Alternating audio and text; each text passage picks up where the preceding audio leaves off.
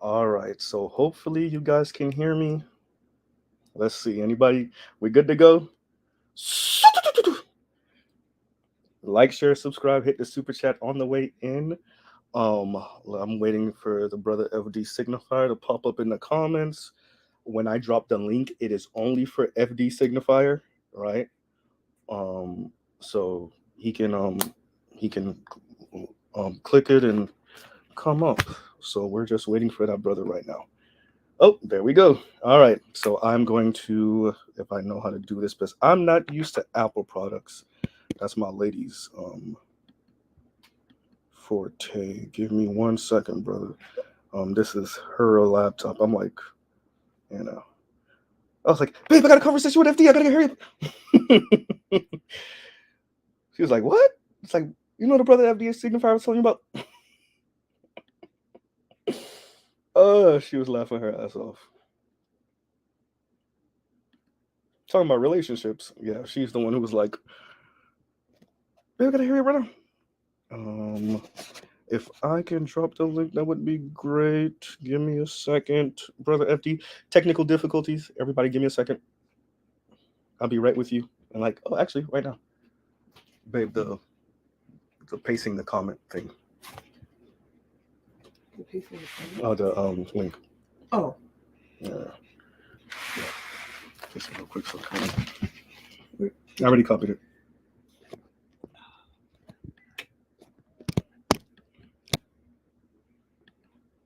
Thank you. All right, so everybody, this is just for FD. All right, brother FD Signifier, that is the link.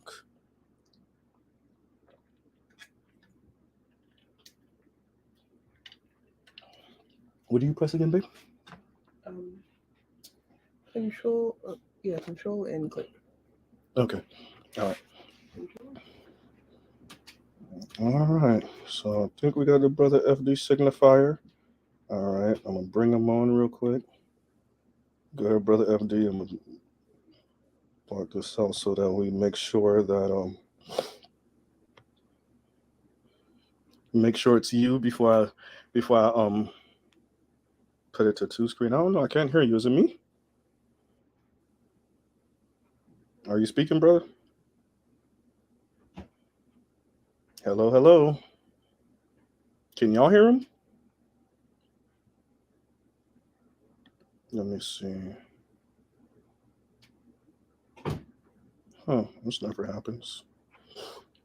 Usually I can hear the people. Let me see. Maybe it's me. Give me a second. Let's see. Maybe it's me. Oh, they're saying they can't hear you either, brother. Let's. Test. So I can hear you, but I can't. You said I can hear you now. You can hear me now? Yeah, but they can't. That's weird. Yeah, I'm not on your. I'm looking at the stream.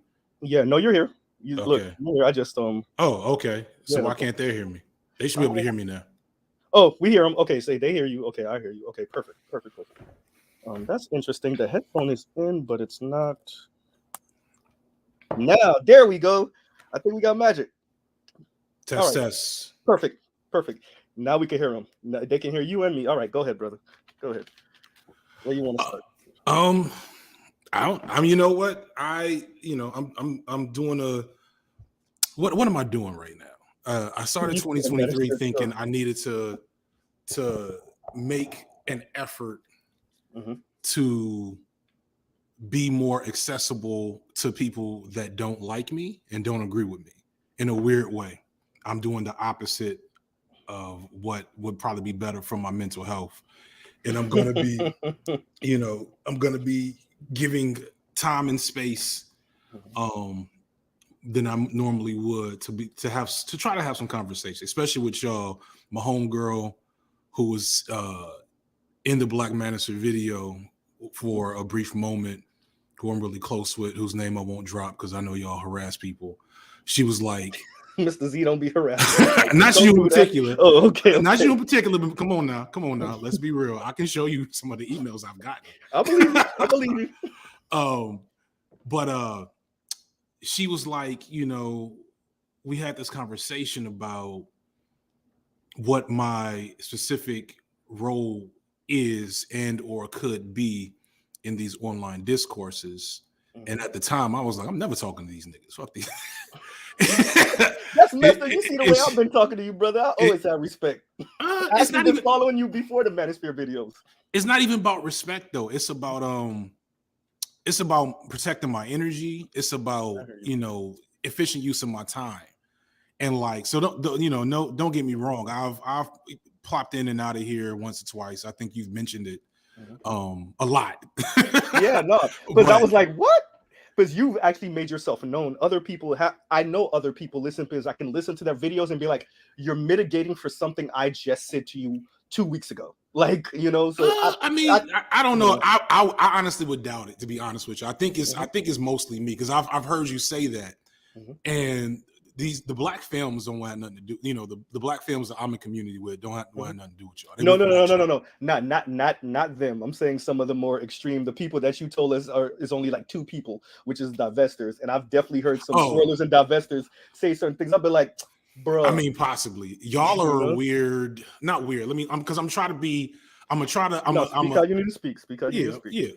Yeah. Y'all have a unique relationship with them that is symbiotic and low-key erotic.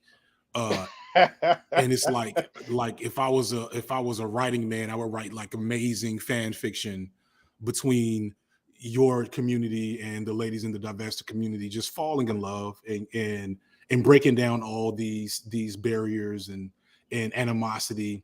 Because to me, a lot of it is just sexual tension. The way y'all talk. I agree with you. The way y'all act.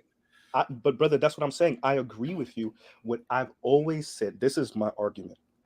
We have hyper-focused, like you're saying we're hyper-focusing on divestors. I'm saying we have spent the better part of what you want to say 4 decades hyper-focused on creating a particular type of man who's not patriarchal, who doesn't hate women, who's open to egalitarian relationships, and we just let our daughters do whatever the hell they want. And now your daughters that's where the divestors come from.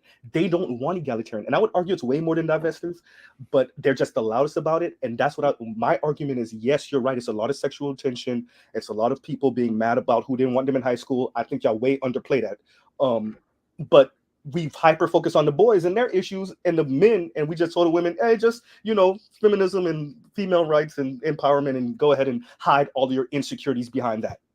Yeah, so I find y'all perspective so interesting, which is why I've stuck around to pay attention, because you all's interpretation of objective reality, like everybody's biased, right? Like when people come and talk about F.D.'s bias, yada yada. Yeah, I am, because I believe everybody's biased. I don't believe in objectivity. I agree with that, actually. And so, but when I hear y'all interpret reality in like the history, of black, black intimate partner relationships, etc., it's just interesting to me how. And I'm curious to how much of it is just a genuine misunderstanding, how much of it is, I think you just said something like really insightful, like high school, still not processing trauma from high school. I'm telling you, brother, it's way more than you think. I'm sure it's a lot. I can see it. I can see it in the entirety of this space and the divested space. I definitely see but that. It's not okay, it's not. It's a lot of people in general. Yeah. Okay. Yeah. That's what I was gonna say. Yeah. Okay. Go ahead. That their personas now are processing things they went through when they were going through puberty. Yes. You know what I mean? Yes. And so like, what's really interesting for y'all in particular is the hyper focus and like the almost conspiratorial thinking that draws so many problems back to Black women in the face of like massive amounts of data that that refutes that premise. But before we even get into like, because I don't want to, I'm not gonna like, I'm just be real. A couple things I'm not about to do.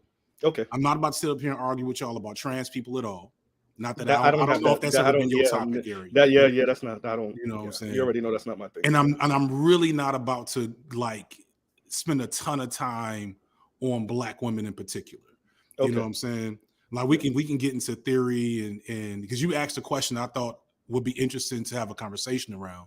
Is it the one where I pretty much say like, so we're relegating working class and poor men to being the guinea pigs for all of our intersectional theory? Yeah, so that's what it looked like over here, bro. So why does it look like that, right? So I think we agree that working class men, Black men in particular, have like a unique set of challenges and barriers to a lot of things. And I am of the mind that the ultimate goal should be to dismantle these systems, because these systems were never meant to work for everybody, right? And I think that's what people misconstrue me saying that as give up and leave that for me unconsciously or whatever. Mm-hmm. When I'm not trying to say that, right? What I'm trying to say is, excuse me. What I'm trying to say is, sorry. No, you're good. You're good. Go ahead. What I'm trying to say is, capitalism by design requires losers. I agree. And the white supremacists, so I'm just saying under white supremacy without getting into my bell hooks bag, mm-hmm. the losers tend to be Black people. That's just the design of the game. And so I feel like it would be so dishonest and egregious for me to sit up here and tell working class Black men work harder, do better, and be more alpha and dominant.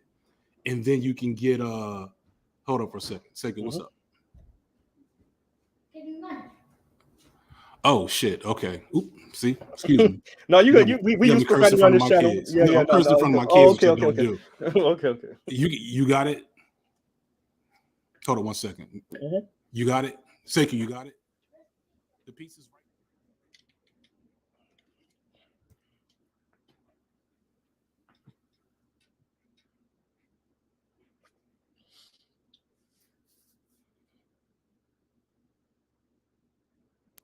Well, yo. Okay, you're back. Okay. I was literally about to start talking. Go ahead. I lost the train of thought. The main thing that I'm interested in getting more perspective and conversation on, because the main reason why I'm thinking like I'm gonna do this Black Manosphere tour is because I'm gonna eventually work. By the way, yeah. I'm gonna work on a video on Black fatherhood, and maybe even like. I'm contemplating like how can, even if just in the state of Georgia, that legitimation law, right? Mm-hmm. When I found out about that blew my mind. You know what I'm saying? I had known that was like, those are things like I have friends and family members that have been through the family court that, maybe they weren't the best husband, maybe they weren't the best boyfriend, maybe they didn't plan out their parenting journey effectively, but I don't think that should preclude them from experiencing fatherhood and contributing to their children. But the court systems tend to make that difficult for them, especially if they don't have resources.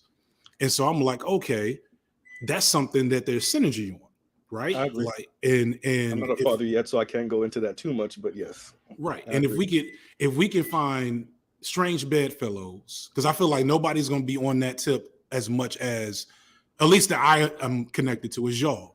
Yeah. So here's an opportunity for a minor olive branch to maybe contribute to something positive.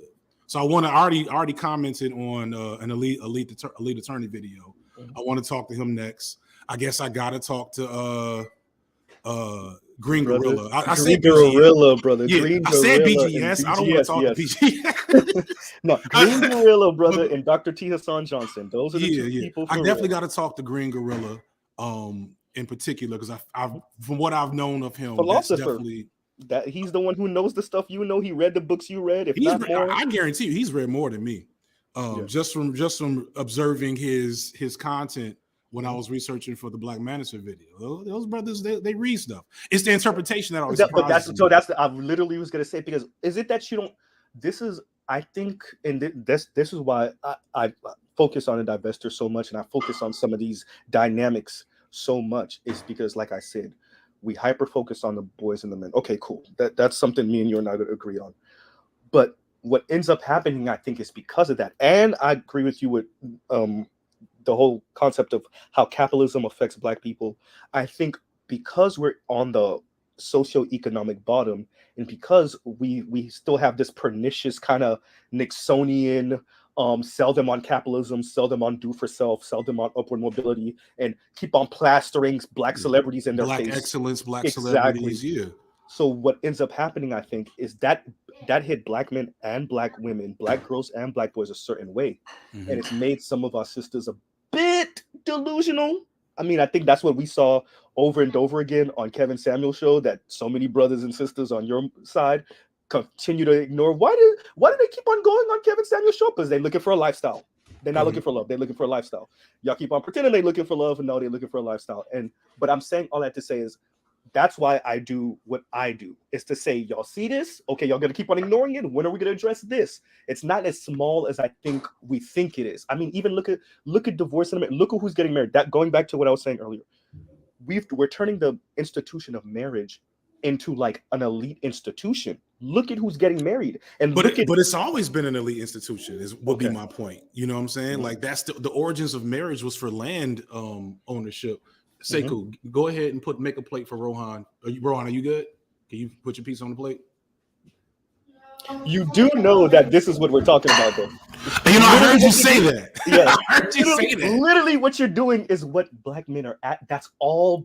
Most Black men. We're not talking about the ones that want to be those hegemonic males y'all talking about, toxic masculinity. No, most Black, and I think this is what you're agree with. All we want is this. No, it's not. I don't even. But I don't think it's innate. I don't think it's a how you're socialized. Most Black men, at least from the American context that I understand, no matter their background, literally they want what you have. FD, you're making money. Your wife is making money. Y'all got 2 kids. You have a nice nuclear family. You're an involved. That's literally all niggas are asking for. And it's you can't have that. So it's a couple. Nah, it's not. You can't have that. So the first question is, how did I get it? Mm-hmm. The second question is, here's a big one for y'all. Mm-hmm. How do I maintain it? Mm-hmm. And then the third question is, what is special about me? Like what makes it so desirable in the first place? You see what I'm saying? And like for me, first off, I'm gonna just keep it 100. Mm-hmm. Y'all, the men in y'all space they either don't want this as bad as they say. Mm-hmm. They're not as interested in doing the work to get it, or they genuinely cannot. They genuinely do not have the predisposition for these things. Whether that is socially awkward or you talking about money or status. I'm socially awkward. Okay. You know I'm trying to see, are you talking about like more character flaw or more like tangible resources? So you were right in saying like the socially awkward part, but it's like, how much work are you willing to do? How much real work? What is your actual standpoint on self-development, and like how much you like, and I hate that I'm about to say this because this term has so much weight, especially in this community. But how much are you intelligence? No. Actually, I'm going a different direction. How much are y'all trapped in the matrix where y'all think that I got this from some like alpha male podcast nonsense? You see what I'm saying? I don't think you did. Although, of course I didn't. Look at me. But it's not just it's okay, and there's a reason why I went to the emotional intelligence stuff. Mm-hmm. What we've done, come close this refrigerator. I'm just saying, you rubbing it in these brothers' faces with what you're doing. I'm just saying, you're taking shots. I think you're doing it on purpose now. I'm just saying, you're doing it on purpose now. Rohan, come close the refrigerator. You're doing it on purpose now, y'all. All right. But I'm on my way. I'm on my way to where you are. I gotta, I think, but here's the one thing I want to put out there that is maybe a point of contention. Mm-hmm. All of these things that I have don't make me some type of great man. It makes me easy. It gives me some clout and like some juice within maybe this space or other spaces. But like I didn't make more money than my wife before I started doing it. No, we're not even going there. We're not even going there yet. The fact that you have it. You know what I'm saying? It's not about even, because we've even explored and had the conversation. Because remember, you're somewhat on a different side of the Black Manosphere now than Bernard's side, right? we've even spoken about yeah, that's so interesting to me. I'm sorry, but go ahead, you know, go ahead. Yeah, we on this side, we've even spoken about a woman earning more, and the I want to be very clear what I'm about to say to you, brother. Not the men's insecurity about her earning more, not him projecting or being a lazy bum either. Her insecurity about earning more.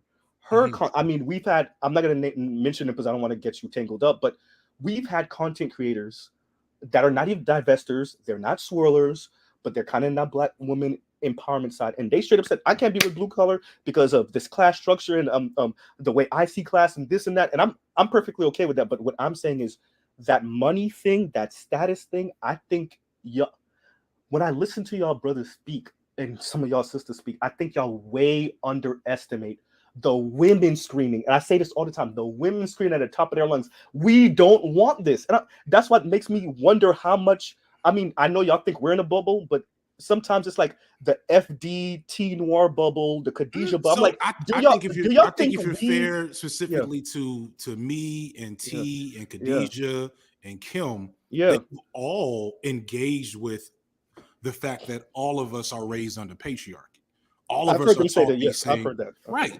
So that's what they're getting. All of us are taught these same memes. I've had me and T talked in one of her videos. Yeah, I saw how there are this whole soft life movement and the Black women in luxury movement. That is a image and that's like a brand that can really only exist in a capitalist patriarchy. That is either a woman so financially stable herself that she gets to just live like that, or a woman who is the beneficiary of a patriarch who funds that lifestyle. Like, that's a real thing. Here's what it really comes down. Brother, I don't want to go too far. Go ahead. Because like I said, you're on your slightly different side of the Black Manosphere. We speak about women earning more than men and the systems that create that, and we're like, well, if that's what it is, that's what it is. That's when you get into the accountability talk and the response. That's where, at least this side that I occupy, and so that's into that talk of saying, like, it gets real they complex. Want the fine. It's because this is when we say the math don't math on this side, that's what we're saying. Okay, you fought for the corner office job. Cool, you got the corner office job. You outcompeted the men for it. But then you yourself, we're talking to the women, now say so many men are unattractive, and now you find yourself, because we're talking about relationships and how the relationships didn't function on us in the Black community or in our day-to-day relationships with people we're platonic with and just passerbys, right? So that feeling of dread and anger and resentment that you've achieved some of the highest heights in our society, you got the corner office job, but now 80%, 85% of men are just invisible to you, or like not attractive or not appealing. And what that then does to the way you see everyday regular Black men, the ones you're platonic with, and how that affects, because I would argue, and I'll pause after this, I would argue that we had sisters thinking and feeling this way and got into academia and wrote papers, and some of them became entertainers, and some of them wrote books, and y'all told us to ignore the fact that, yeah, she's smart and she's educated, she was raised in the Black community, but some of the things she's saying don't look like it's just academic. It looked like you got daddy issues. It looked like you got resentment from your younger years. And every once in a while, some of them will say it, right? Like when Oprah pretty much said she knew she had to be who she is, but she wasn't going to get taken care of by a man. But we can see that in your shows, Oprah, and who you legitimized in your career. You see what I'm saying? So I'll shut up after that. Go ahead, brother. Hold on one second. Hold on 1 second.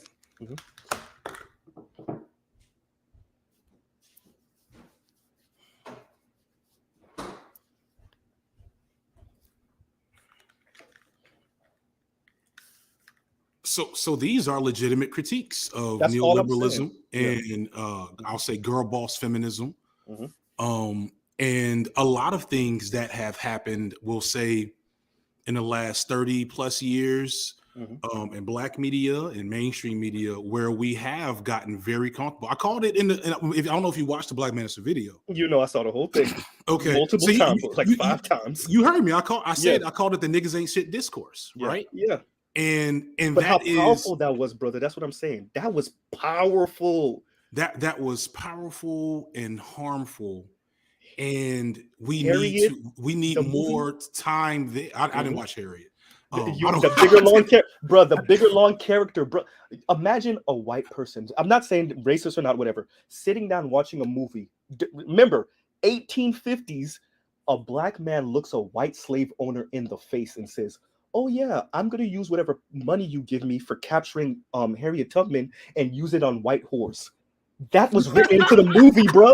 That was written into the movie. A black slave catcher looking a white slave owner in the face and saying, "I'm gonna use whatever money you give me for capturing this woman and use it on white whores." Like, you see what I'm saying? Like, bro, like that's just absurd. But here's it's a couple things with that, right? Yeah, go ahead. I'm sorry. I'll shut up. Go ahead. There is and this is what has been some of the conflict I've had. I don't want to. How do I want to address this? There is a growing academic movement around Black men's issues. It's happening within intersectional feminist circles. It's happening outside of those circles. And there's conflict around, the tone of how that conversation needs and needs to happen. And it's also happening at grassroots local levels ever since the kind of the ugly reality of what happened with Black Lives Matter has become more known. So there's a lot to that, right? And y'all did call it, right? And so let's talk about that. Why didn't anybody believe y'all? And here's where I would hope to offer constructive criticism. Same criticism I gave Bernard, although in retrospect, I'm realizing Bernard is more of a conservative. Mm-hmm. So there's a whole other chasm to address with Bernard before we even get to this point.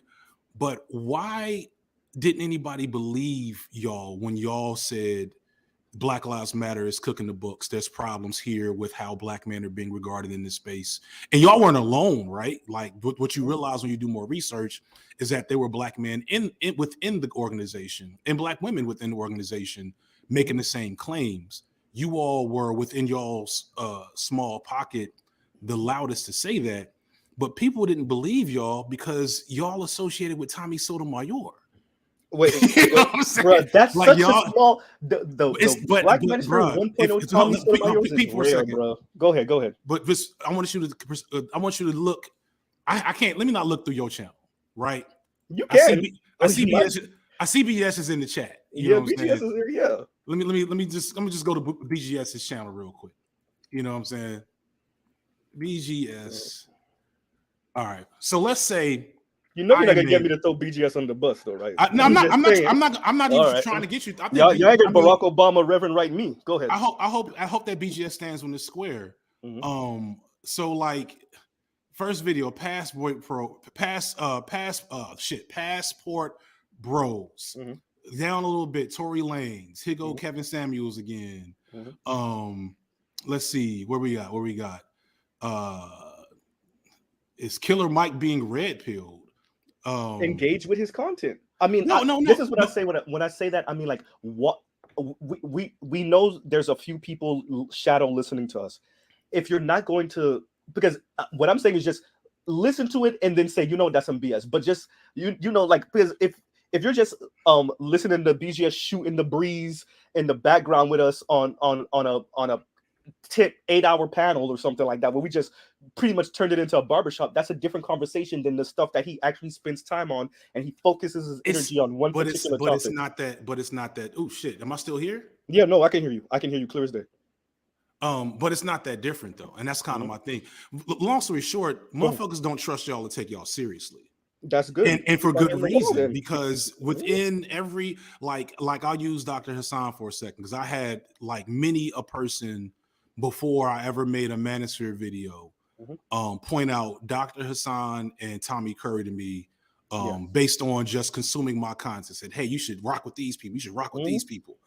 And I read The Man Not, and I liked a lot of it. And I still like a lot of it, even though I have issues with Tommy Curry. And I looked at Hassan's channel and I'm like, there's some good stuff here. But what the hell is this gynarchy nonsense? Why is this dude talking about OnlyFans? Why is he showing fight videos? Wait. Are you tone policing us, FD? Yes. I know an intersectional Yes, I feminist am. ain't talking to us about tone policing, brother. Look. You gonna no, catch this. bro. You gonna catch this tone policing. Not from the intersectional side of the game. Oh no. Listen. Go ahead. Listen, this is not me. This is not me speaking as an intersectional feminist. This is me speaking as a dude. Brother. This is me speaking brother to brother, trying go ahead. to give brothers some from my perspective, a little game and guidance. Mm-hmm. People know, like, let's keep it a buck. This is a small space.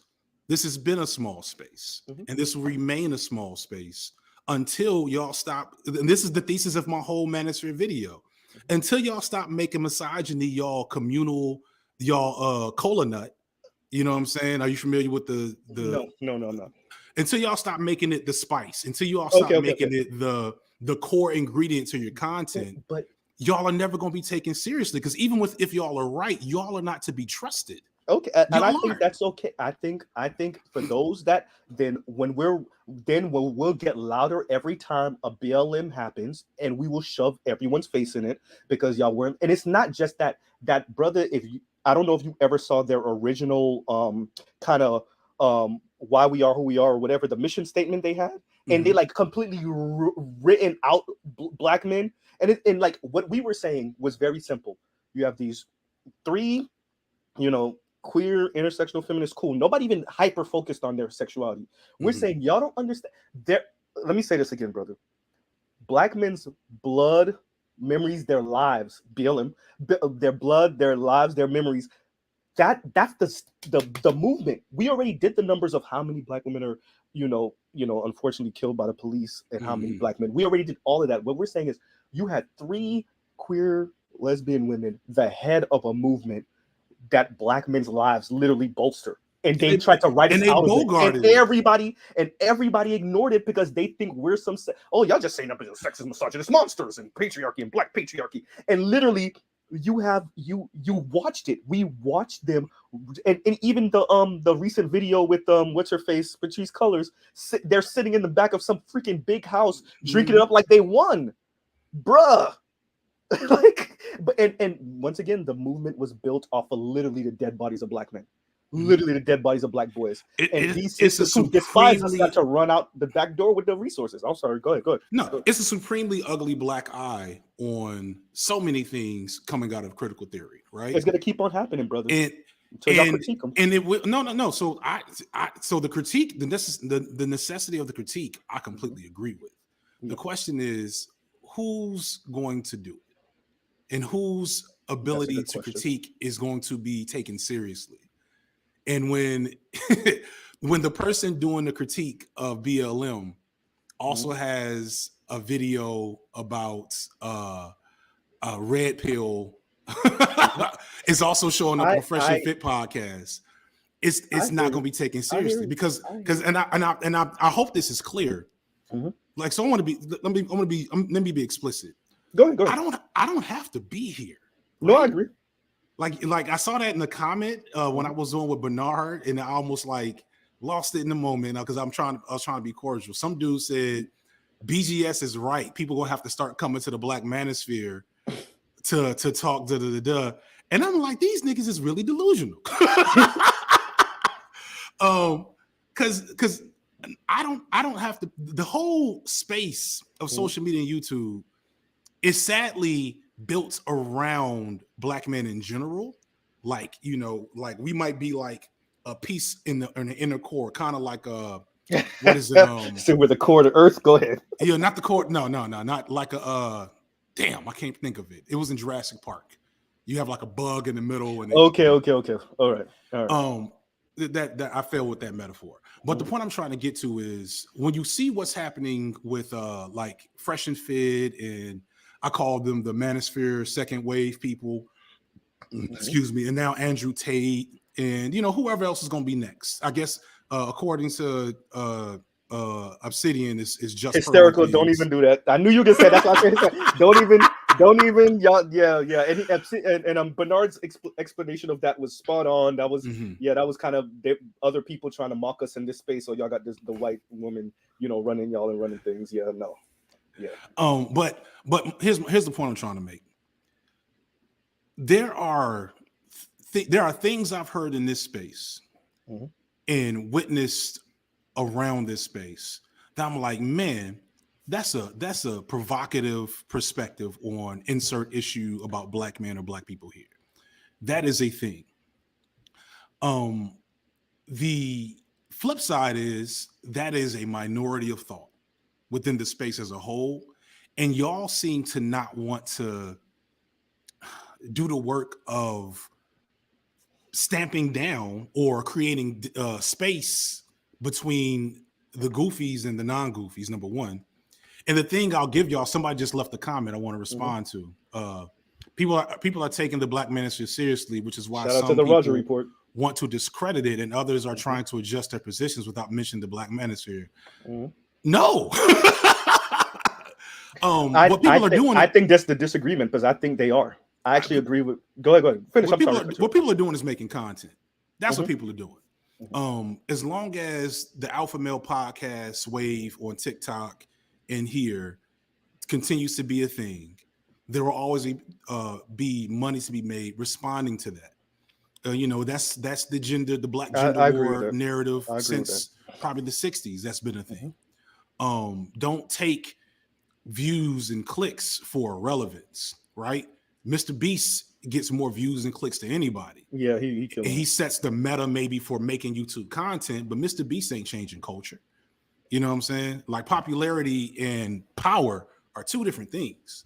And so, like, y'all can keep thinking that. Y'all can keep thinking that. I will say this, and because I wanted to address something you said on Bernard Raleigh when you was about to move out, that 17 to 23, and then they leave type of comment. But before we get to that, I would argue in the macro, you're correct, but I think this is where Kevin Samuels come in, because you can't say that he didn't affect that. That's where he comes in, where you got preachers, real life, off the internet, mentioning him multiple times, even after his death. You got Tiffany Cross mentioning him months after he passes. And which one is Tiffany Cross? Tiffany Cross was the MSNBC sister that just got let go. Though she mentions him when she was speaking about that bullshit with Stacey Abrams, where they were Stacey Abrams. Yeah. They did. If you really read, I'm in Georgia. If you research it, Stacey, and this is kind of what I'm talking about. What's so frustrating? Stacey Abrams, all she said was, "Black man, please vote for me." That's basically what she said. And the criticism there could be, "What are you doing to get black men to vote for you?" That's literally what the criticism was. That was criticism. The criticism. But here's a perfect example of what I'm saying. So then, what's the woman you just named? Tiffany Cross. But then you have the Tiffany Crosses and these other people of the world who say, "Ooh, there is opportunity for engagement and content creation and drama farming here." So let's bring up Kevin Samuels. Let's bring up this false. Let's bring up Tariq Nasheed. Let's bring up these goofy Negroes that y'all let share space with y'all. Stop dancing on Kevin Samuels' grave, calling him a goofy Negro. The man, don't do that. Don't. I'm not gonna do that on your channel. But let's keep it a buck. If there's any part of my Black Manosphere video that that I would put out by itself, it will be my breakdown of Kevin and what he was actually doing. Right. So and that's kind of what that's what I'm talking about. Like, y'all let that man become the king of y'all space with no actual desire for change or care for y'all let this dude come here with bad credit, with fake. Don't do that. Like, I'll say this about Kevin. 1 second. Let me get this out. What Kevin did was whether you realize it or not, was push back on those Xer and boomer women that told us they were the best things since sliced bread, that criticized the men all the time. You know who those women were that were on? Those same women and their daughters. Yeah. Those same women and their daughters were calling in, looking for a lifestyle, screaming at the top of their lungs, talking about how much they're in the struggle, how lonely they are, and how depressed they are. Some of them came up with stiff upper lip and stoic, trying to save face, but they still were looking for a man and a lifestyle. Yeah. And we watched y'all pretend like y'all ain't see that. Why they going there? They have insecurity, the inferiority complex. I don't know why they were going on this man's show. Who hate him? Kevin was showing the world, these are the daughters of Oprah and Terry McMillan and Shonda Rhimes. That's what he was doing, and y'all completely ignored that part, though. That's why Vivica was dancing on his grave.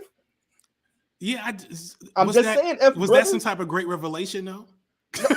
I mean, no. Like- But me like, saying what- that because what made nobody him- said that. Well, you know what? Who I don't said know. that? I don't know. Yeah, I no said one, that. brother. I- No, maybe I said that in the Okay. video, right? I Okay. agree. Okay, I agree okay, with yeah. that. I agree with that assessment. Is Yeah. that what made him the king of the manosphere, though? Is that what made him No, famous? we know it was dunk videos. Yes, Yeah. we know. We So, know. like we so know, but you can FD, extrapolate. Brother, nobody would. Brother, But you and the black That's community, not, I'm in, whoa, bro. whoa. I Go got to ahead, challenge you on that. Go ahead. Nobody was successful doing it. That Okay. is what almost all Okay, of y'all's okay. content is. Almost all of y'all, like the content within this space, generally speaking, right? In between, every once in a while, a useful critique of a major issue, or an insightful analysis on a black man's issue. 80% of the content is laugh at black women for X reason.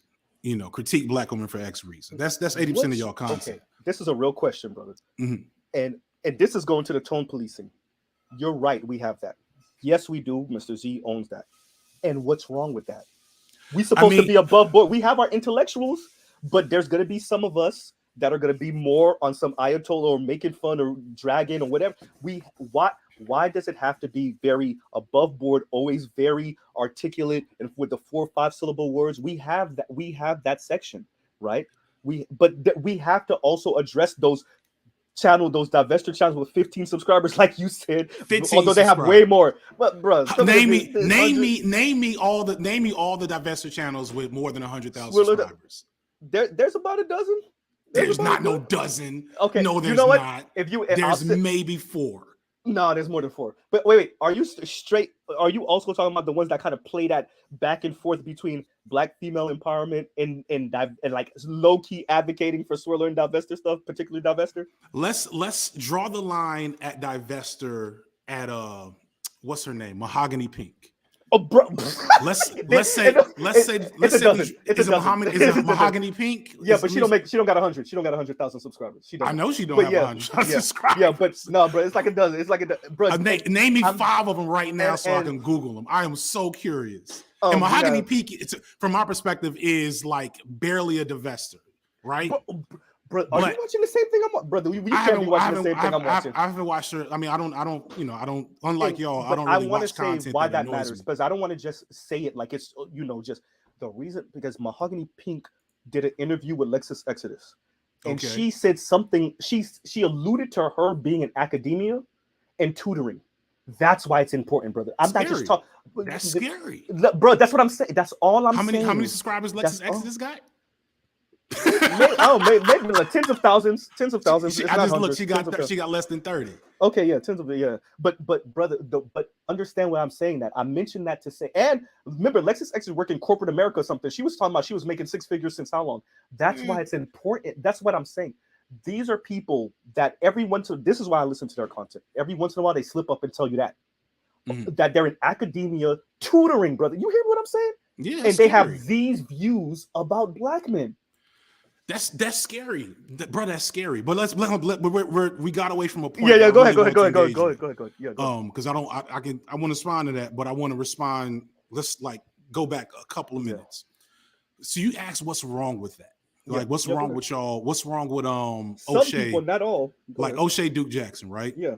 Like in the grand scheme of things, O'Shea is, just he's medium in terms of like how bad he is from my perspective. He's mostly making jokes. He's not really stirring the hate, the foaming at the mouth hate for black women, like say Tommy did at one point, or Kevin did at one point, or whomever else. I can't think of everybody in the space. Brother, I don't think did you ever see there was an episode Kevin did where he spoke to black men about their dating life and whatever. Brothers want black women. Kevin had to be like, bro, y'all. No. When I say hate, I'm not talking about hate. I'm not even talking about the SYSBM type dudes, or I'm not even talking about like hate in terms of like get you a white or Latina woman. I'm talking about hate in terms of like the like legit the type of DMs that I know that films have been getting from some of y'all folks. The type of like harassment and harm that is contributed to by this type of energy. You know what I'm saying? I'm talking about the dude that shot up the subway in New York 2 years ago. What does when you say that, please understand what I'm saying to that. Mhm. We're both men. We know that men do some very overt stuff. There's no Yeah. hiding from when we do shit, right? What Yeah. I'm saying is we're engaging with the women that got to hide behind female empowerment and feminism that brothers like you ignored for decades. Y'all told us don't worry about them. It ain't that serious. Play it down, right? And like that's what we're saying. So what ended up happening is those people didn't get big. They get to move behind the scenes. They get to be screenwriters. They get to be working secretaries and all of that. They from small to big, from your McDonald's worker all the way to your corner office. And y'all told us to ignore them. Those people. That's why I brought up Mahogany Pink, saying what she said. Just this is say, still, like, you know, this is quite conspiratorial. Bro, So what I will agree with is that the niggas ain't shit discourse was allowed to the therapist, brother.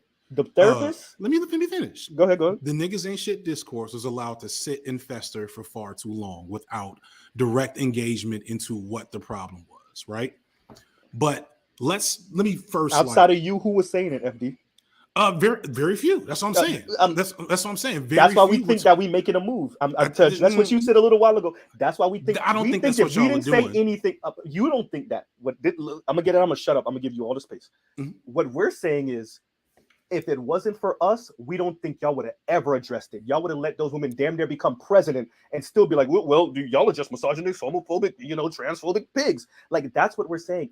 That's why you see certain brothers in this space saying, we moved the needle. As much as you're saying we haven't, we're saying we moved it because we don't think there would have been any discourse around these particular people and their influence, maybe not so much power, but their influence around national discourse of Black men and the understanding of Black men in relationship with Black women. That's what we're saying. And I'll pause right there. Go ahead. So we have to think about discourse and power, right? I'm sorry, not discourse, influence and power first, though. Like, you can't. So let's talk about let me think. Who's a good example? Who are the influential thinkers in Black culture for this, like the precipice of this time period? Like, who are the people in charge? Like some of the people that, ironically, many in the Black Manosphere have fallen on their sword for are the same people that have promoted the niggas ain't shit discourse just from a male's perspective. One easy example is Bill Cosby. Like, that in terms of a cultural tone set. I ain't gonna go in on the elder. I have my issues, but there's brothers in this space that would not let you just throw that out there and just let's recognize something. Go ahead. Cosby is a perfect example of a Black patriarch, right? Both in terms of the image he presented, but also in terms of how he controlled and manipulated things through his power. And he was a person. You go back to the pound cake speech. What was that? 03? Yeah. You know what I'm saying? Yeah, that was like 2 decades ago. Like that, yeah. we didn't. Nobody. Like, Bell Hooks was around, but nobody was quoting Bell Hooks on TV. You know what I'm saying, brother? We didn't got hit upside the head with Bell Hooks. So even you had to concede. What I'm saying. What I'm saying. Go ahead. In 2003, and in an entire era up until that point, the people that were leading the niggas ain't shit discourse were the Black elites, and mostly men. That was a Farrakhan talking point. That was every pastor's talking point. You think that was Farrakhan's talking point? Farrakhan, I don't know about that. Farrakhan loved to shit on, like, Farrakhan beget Umar, right? Umar is another figure. Both of these dudes, when you listen to how they talk about Black boys, bro, I don't watch so much Umar. You've heard him say crazy shit about Black kids and Black boys, but I don't. He's not. The angle isn't the. It's not the angle. It's not the same. And it's not. And it is more of a. The difference is this. The angle isn't the. I hate you because I got some daddy issues, mommy issues thing. It might be a bit heavy-handed, but it is more of the. We need to do better. That's not what you're getting from the sisters. What I'm saying is the fuel animating them is childhood trauma, youthful rejection trauma, and they still continue with their lives, their careers, and now they get to hide. What y'all see is just feminist critique of Black men. They get to hide their anger and their resentment at being a darker skinned sister behind feminism. And as a 36-year-old, I watch so many intellectuals like you, FD, just ignore that, and I'm like, what? Am I crazy? And that's why I'm in these type of spaces and other brothers like me. That's what I'm saying. But what we ignore it because we recognize that is not the core of the issue, and I haven't gotten to this point yet. Go ahead. We also recognize the harm that comes from hyper focusing on that particular population, because while these are women, when we talk about these, I call them feminists, or bell hooks uppercase letter feminists, because bell hooks, for those who don't know, spells her name with lowercase letters. If you ever want to peep someone that doesn't know what they're talking about, that's usually a quick giveaway. What they're doing is what a lot of people in survival instinct situations do. They're looking around and they feel like no one is protecting us. We're not safe in any situations. So we are rallying the troops and setting up defenses to address the issues that as we see them. And in the process, they've been co-opted by these neoliberal girl boss feminism entities. And so you have... I don't even fully disagree with that. Right. I think you fully agree. So you have all these folks.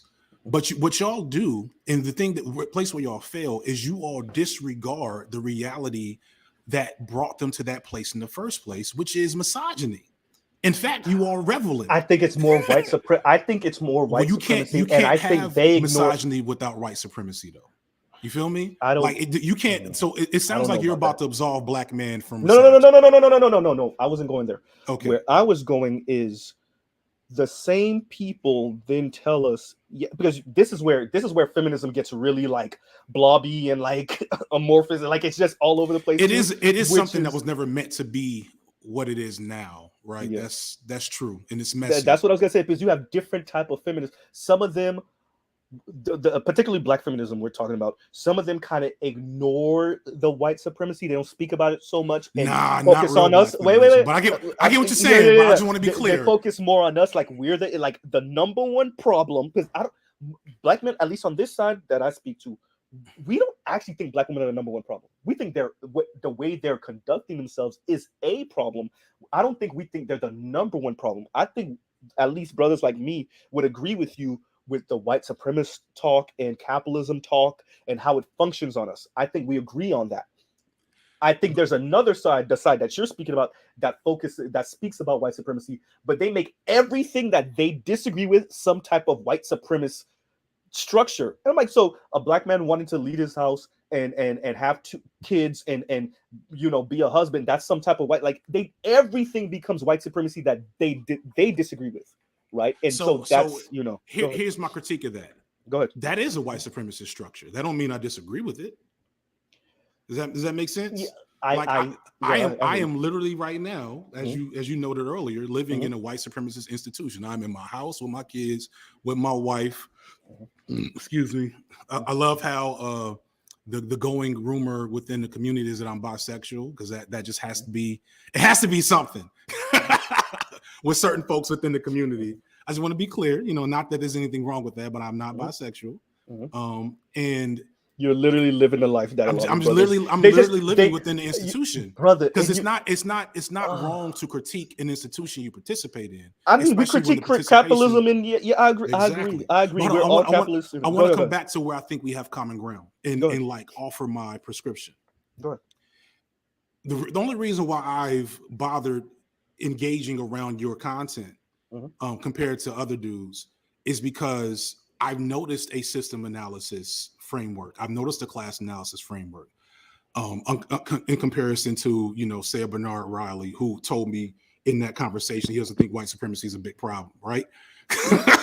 Yeah. And so like, you ain't gonna get me to throw Bernard Riley under the bus neither, but go ahead. That's fine. He said it. I'm over here. I'm visiting the team all day. I've been to his channel and had some spirited conversations. I'm sure y'all have. You can't not. But the thing that I would challenge you with, if you recognize these system analysis frameworks, why can't you let go of the misogyny? It's not, but it is though. Okay, this is why.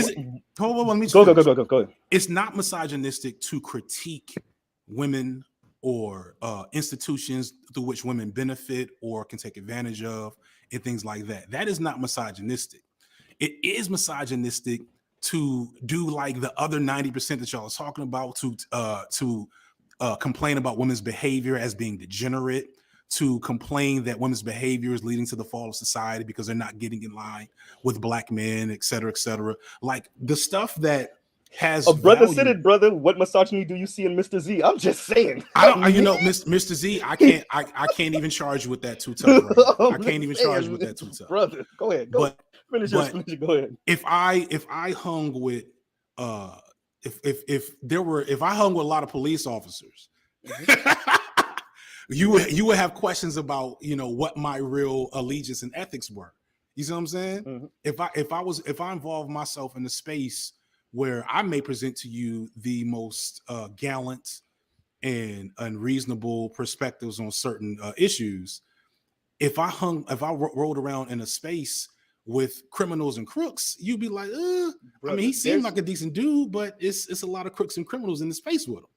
You know, because let's be real, as much bitterness as you're talking about within this again small section of Black feminist elites, right, that have maybe weaponized the talking points of Black feminists or feminist work into girl boss feminism. I don't think it's maybe. I think, you know, it's what it is. It's what it is. No. It's what it is. Yeah. But that have weaponized Black feminist talking points into, you know, a position to write for MSNBC or whoever the girl was. Mm-hmm. Was it Tiffany Cross? Mm-hmm. Yes, right? Tiffany Cross. Mm-hmm. So lost train of thought. So like we have that, right? You're just saying how they weaponize feminist talking points. No. So the same way that you could say that is a product of both unprocessed previous trauma and opportunism, please understand y'all got the same thing. Like, let's recognize how many, like no shade to BGS. But I don't think brothers ever say they don't. What'd you say? I don't think brothers in this space don't say they don't. Brothers will tell you, hey, I got ripped out the frame in a divorce. We got brothers. I'm thinking about one particular brother, the people listening could know. They talk about their baby mamas. Hey, y'all be careful. I'm telling all of y'all this so that y'all can step over me and step over this well. Brothers in this space admit, like, I was young and dumb. I got this chip. They will admit it. Unlike in other spaces, they won't even tell you the reason why I'm saying this is because I'm a hurt, bitter person. And I'm angry. Okay, people in this space will tell you, hey, I'm still kind of dealing with certain issues. So why are they here then? The camaraderie, the brotherhood. And having certain things acknowledged and addressed in a way that was not being acknowledged and addressed pretty much anywhere else in the Black community outside of the barbershop, maybe. In the Black community, we kept on telling Black men, eat it and pretend like it's not happening because your mother's Black. That's what we kept on doing to Black men in the Black community. Eat it. So the next question is, and this maybe can tie into my 17 to 23 statement. Go ahead. At what point do we move on from the bitterness and heal and let the misogyny? You know it ain't happening until it gets addressed. You know, brother, it ain't happening. And that's where Bernard Riley was coming in when he was telling you, it looks like you want to address it without speaking about some of the participants in this. And I'm telling you, brother, I don't think that's ever gonna. I don't think brothers are ever gonna let go until you. Yes, there's brothers that really want to see those women hurt.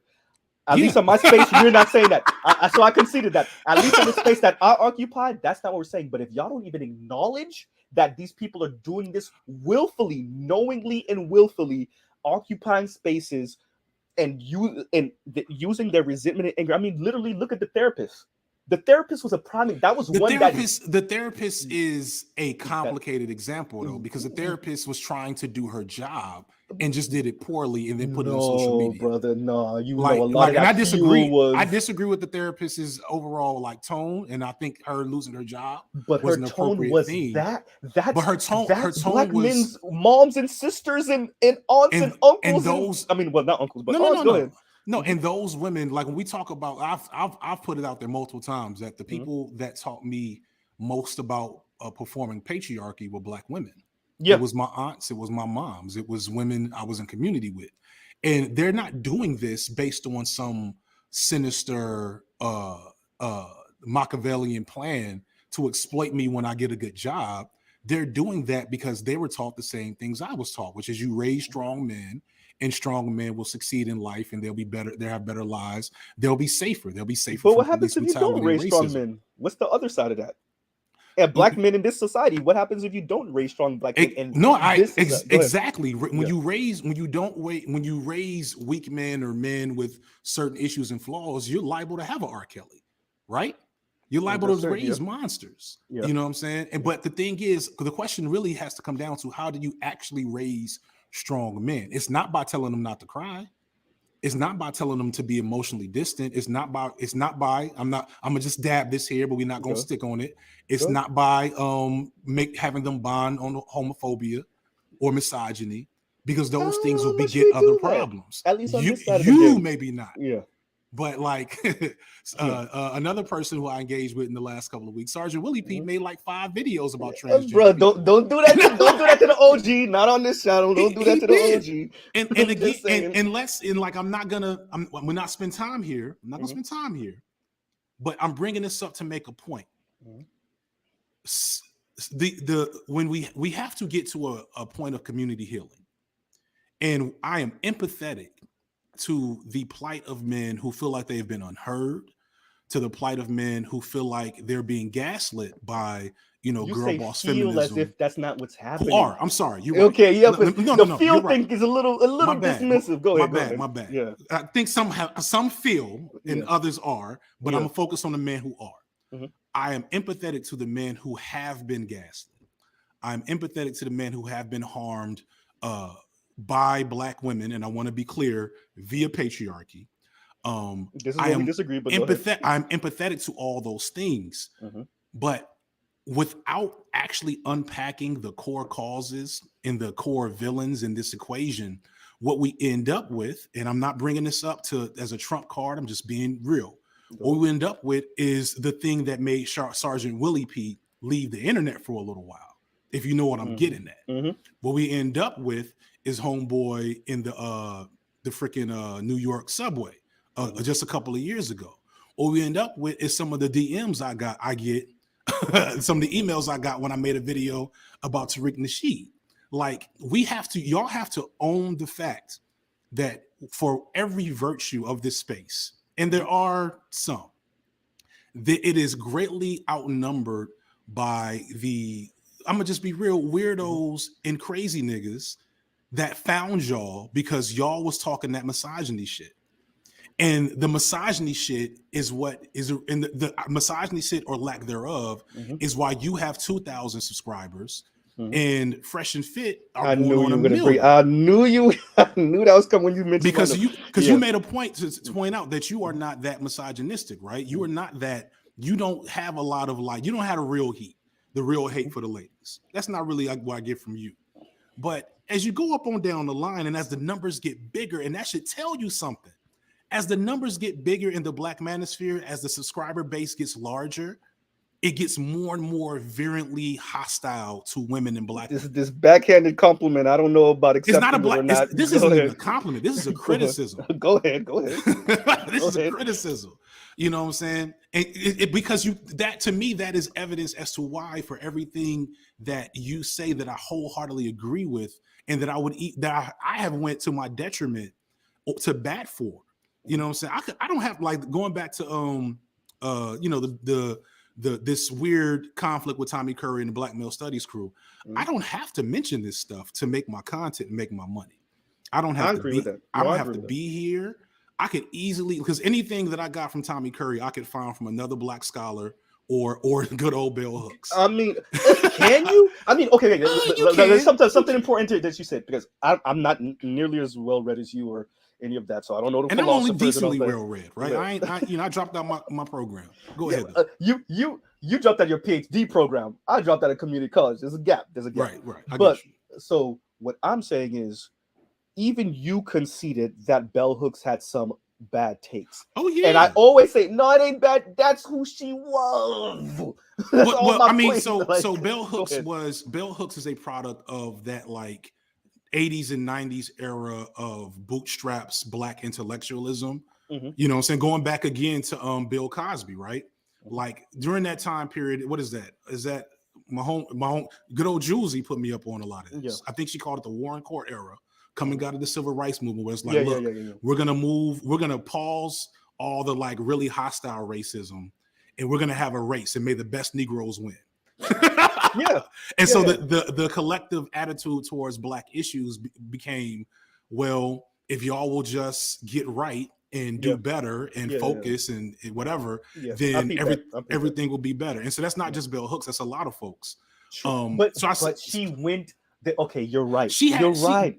But how much of Black intellectual space that you occupy critique Bell Hooks in that way? No, critique her. Not enough. That's all I'm saying. Not enough. And what ends up happening is then her ideology seeps down even into pulp culture, which I think you conceded to a little bit on your video, right? It trickles down, and so whatever Bell Hooks had going on, her intimate life, how she conceptualized kind of this kind of stage of capitalism and the competition, the neoliberalism and everything, that trickles down. And so the girl at McDonald's is thinking this. So the girl in the lady in the corporate office. That's what I'm saying. But here, see, then I gotta challenge you. Go ahead. So most of the critiques I've seen from Bell Hooks come from We Real Cool, right? Her one book about Black men. Go ahead. And it comes from specifically her talk about the Central Park Five. Yeah. And her views on how Black men reproduce patriarchy in community, right? Now, her take on the Central Park Five is pretty much indefensible at this point, right? Like there's no defense of that. Like, and she should have addressed that later in life before she passed away. And why do you think and she probably didn't because she wasn't pressured to. Okay. And because she still probably believed that type of stuff. Don't lie. I disagree with that. I disagree with that. Go ahead. Because this is why like I get so frustrated with y'all, because y'all clearly only read that part of the book, right? So the rest of this book is a dynamic and critical engagement with Black masculinity, akin to what Kami Curry is. He won't like this comparison. He will scoff at it. But if you read through both the rest of Read Real Cool and The Will to Change, and then you go read The Man Not, the differences are not that big. To especially to the layman, to a person who's not a like high-end academic, the differences aren't that big, except for the fact that Tommy Curry is a I guess a young brother. I think he's around our age. And Bell Hooks was an established juggernaut in the space, which is why, although there should have been and should be continuing more critique as to Bell Hooks's elitism in her work. It doesn't require the pillorying that some of y'all space want to have. Further, and I just want to be clear, you can give that treatment to almost any major scholar who has impacted the academy. Curry's own book is based greatly off of the work of former Black Panther turned rapist. I can't remember his name right now. Eldridge Cleaver. Yeah. I know. Right. When you said former Black Panther turned rapist. Right. I do. So Cleaver and Curry does mention the fact that Cleaver was a rapist in his book. But he spent most of his time engaging with the very valuable and important things that Cleaver had to say around gender and sex in his work. I've taught Eldridge Cleaver to high school students, bro. Okay.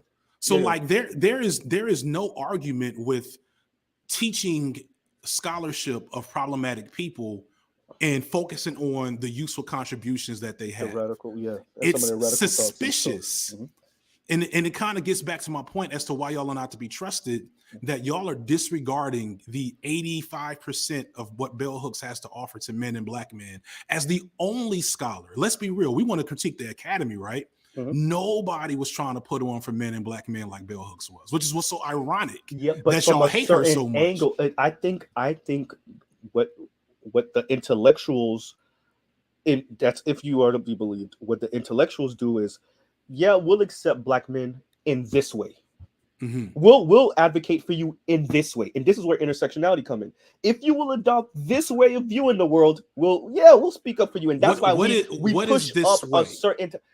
Because I'm gonna just tell you when I hear you say this way, what I think I'm hearing, brothers on your side, and even farther to the and I'm not because you kind of put out an olive branch. Let me say this: I think you engaging with us is healthy. It sharpens us, and it gets you to maybe understand a bit more our angle and where we're coming from. But there are brothers that do way more virtue signaling, and actually some of them actually believe it. Where you start getting the articles, what was it? Black men or the Black white? men or the white yeah, man you see of- what I'm saying? yeah. Like that's so. Man, so it's an when industry. I say us, It's I an mean like industry. that. That's what I'm feel saying. you. It's a culture industry. But I want to come back because you said something. Because I want to, like, I think we agree that there are extremes and flaws within the periphery of these various spaces. But the barrier that I'm seeing, that I'm here to challenge, is this way you just said, because I think that's doing a lot of work.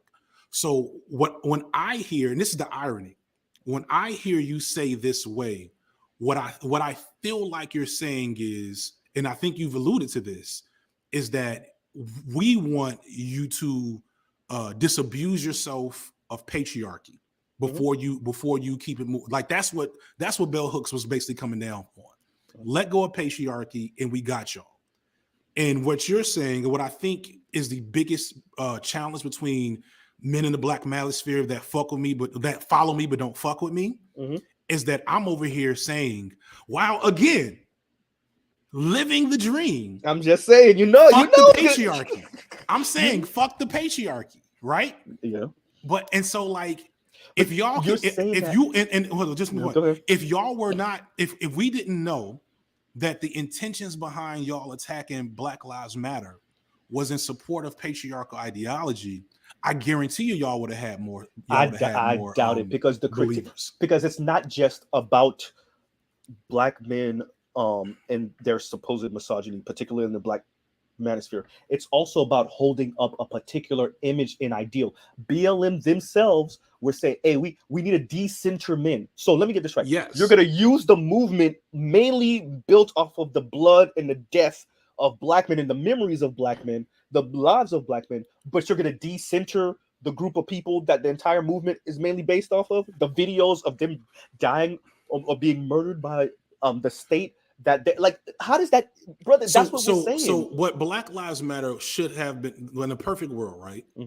They would have, what they would have said was, we are going to decenter patriarchy, and we are not going to move They into didn't a say great patriarchy, man. they said men. Let me Go finish. ahead. Let me finish. Go ahead. And that's because a lot of that's because we have this Tumblr feminism. This is part of the niggas ain't shit discourse, right? Where we have, the SJW Tumblr feminism era from I'm gonna say that probably started in the late 2000s, probably around the same time as the Black Manosphere. I don't know when Tumblr actually started. Me neither. Don't worry about it. Go ahead. That has passed. And this is passed instead of like actually reading the text. This has passed as feminism in social media for up until now. And when you all complain about feminists, I feel like you're talking about two or three different groups. First, you're talking about like the divesters who just aren't feminists at all, but they kind of will adopt the aesthetic of feminism and the rhetoric of feminism to subterfuge anti-feminism along with white supremacy, right? So there's them, which all again spend an inappropriate amount of time on. We'll come back. I'm not going to stop. FD, go ahead. And then there are, I'm gonna say the capital letters bell hooks feminists, who know a little bit, just enough to be dangerous and not enough to recognize their issues and analysis and their blind spots. That is where we get the girl boss versions. That's where the worst maybe is the mahogany pink, right? And ideally you'll get, Alexis X drinking. Got her. Alexis Texas is not Alexis Texas. Alexis yeah, she don't got the numbers, but the rhetoric, brother. Jesus. The rhetoric is gross, right? I don't know how much of our rhetoric gets anywhere close. Like you said, and I'll give you that. You conceded that we're not talking about cops murking them and dead. Yeah, we're not talking. And even when they passed, you realize we didn't. Bell Hooks, we knew when she passed. We didn't dance on her grave as much as we disagreed with her. We didn't. No, brothers said. Some brothers said chill. But some brothers wanted to hit the bus stop. Yeah, but it's not nearly, brother. They danced on Kevin's.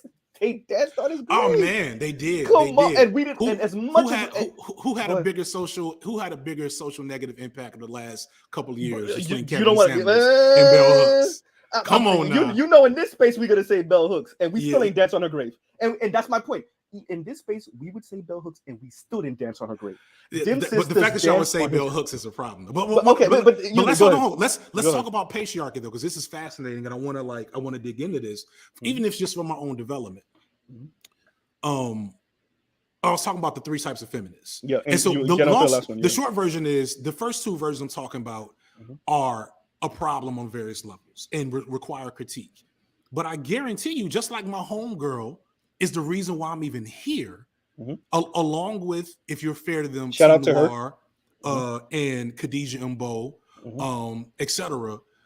These are women who have long-standing connection and desire for the betterment of Black men, have shown it on multiple levels, and have put their neck and have stuck their necks out, even when they didn't have to do so. And if you look through their text, while there are flaws and gaps, and most of that is because there's an absence of Black men in this academic space to begin with, the goal is there.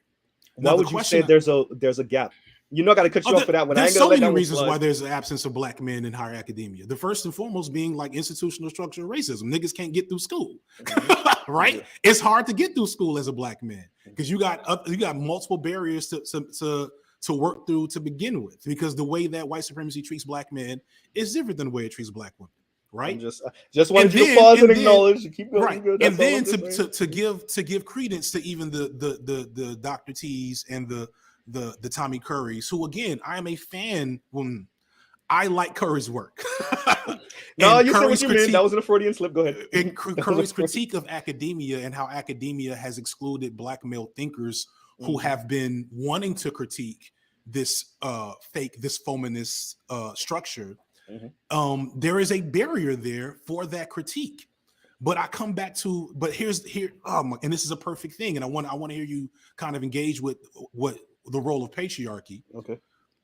The challenge I would give to Curry, that I wish I could have had a conversation with him, is how can you act like this is an irrational position to take for these women when your homeboy is Dr. Johnson? Because while Curry has said, at least in tweets at me, that he does not like being associated with the Black Manosphere. Now, I don't believe that, because I've seen how he moves and I've seen how it's. Hey, we don't throw people under the bus on Mr. Z's channel. Listen, MD you want Tommy Curry to throw Dr. T under the bus? You want me to? I'm not. I do want Tommy Curry to throw Dr. Why you trying to Barack Obama Reverend write us though?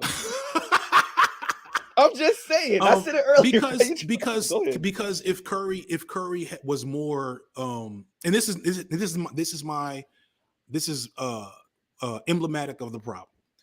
If Curry were more critical of the way his message is being utilized by people in this space, including Dr. Johnson, he probably wouldn't have to be teaching in England right now.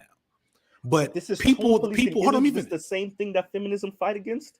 That's all I'm saying. Go ahead. I'm sorry. Go ahead. Well, I want you to repeat that in a second. But I want to just finish my point. Okay, go ahead.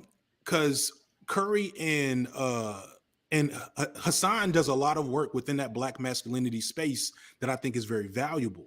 But he pairs it with his theory about gynarchy, which is basically academic red pill. It's an academic way to explain the red pill, and it's nonsense, right? But even if that's true, so what's wrong with that, particularly in the Black community that we acknowledge? We acknowledge the Black community. Okay, if we acknowledge what you say, then why do we have an issue saying that in the Black community? Because we know white society will not elevate Black men. That okay, we could see white men use Black women as the colonizing agent in the Black community. What that is just a theory. Why is that so antithetical to what you're saying? But that's something that Curry might say. That's not what Hassan tries to say. Hassan tries to attribute it to a dysfunction and a moral failing in Black women. I've heard Curry say it. Yes, that's true. No, I've heard Curry imply that. I didn't hear him exactly say that, but I got it literally. That Dr. T was the person I heard say it, so he would say it because he said it. I'm sure he would say it, but what I'm saying is, if you go and look at Hassan's page, he's not talking about white supremacy. He's only talking about Black women, and he barely brings that piece of the equation up.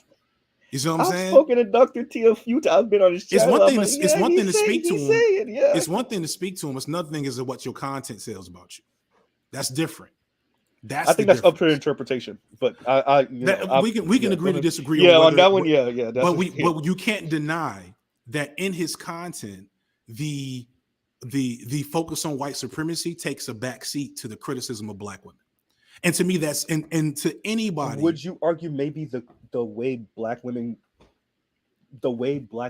function in a white supremacist society that we will acknowledge, like this side of the manosphere, we acknowledge, yes, exist, whatever, and how even you acknowledge that they take tools off the table that they want to take while simultaneously critiquing it and hitting other Black women over the head with it, Black men over the head with it, Black children over the head with it?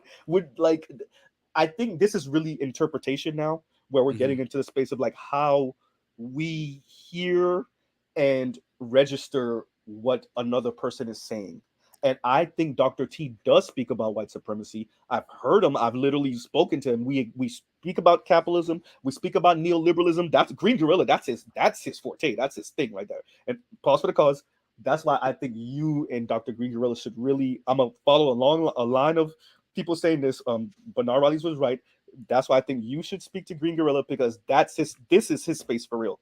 But continuing, I think that Dr. T says these things. I just don't know if you've engaged with enough of his content to hear him bring these things up and speak about it being in the backdrop of pretty much a lot of our issues and problems in the Black community.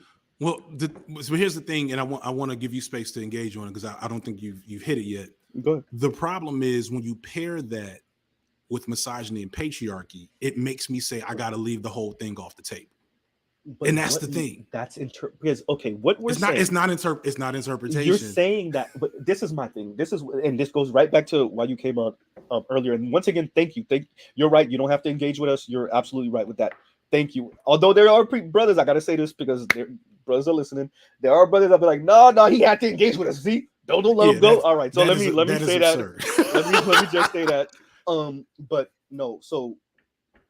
This is say what you're saying again, because what is your position on patriarchy, and what is the Black Manosphere's position on patriarchy? I'm saying if we're going to fight against patriarchy, we spent about 4 to 5 decades getting Black men and men in general in the West to be more egalitarian, and in many ways that's worked. And now your daughters are screaming because they hate it.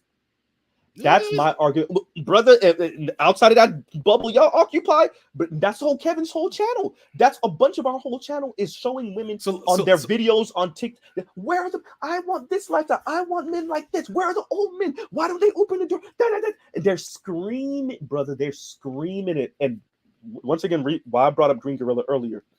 Green Gorilla just produced something a few days ago, which I would like to see. I saw that who makes the decisions in the household. I didn't really something along those lines. And I'm telling you, I don't know how many accounts you got or whatever, but if you listen to the videos, I think it was like 3 days ago he put it out, 3 or 4 days ago.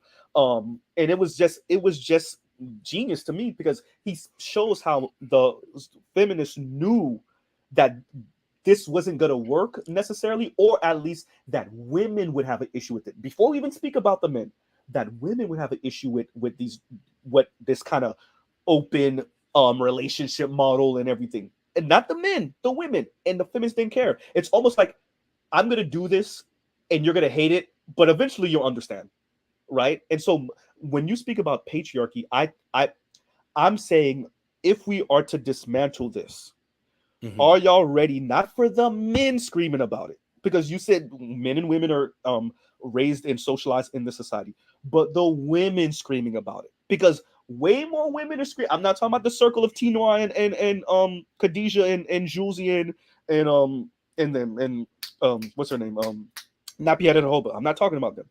The masses of women, particularly Black women, because we know our sisters, how they're raised, saying, what are y'all doing? We want to talk crap about the dudes, but we don't want this. And I bring that, and I'll pause after this. I always bring up Black women, but Black women in particular, and how bisexual men are screaming how women ain't interested when they're honest and say, this is me in my life, how they're not interested. I bring that up to make a larger point of all of this talk of of non-binary and being open, the women are like, oh no, yeah, we want to talk crap, but we don't want that. We just use y'all as rhetorical weapons against the men, but we don't actually want to engage with that. So there's you did a lot here, right? So that's my way of entering patriarchy. I know I rambled, but go ahead. I'm sorry. No. So first, oh man. So the number one thing is, let's not mistake social media for real life.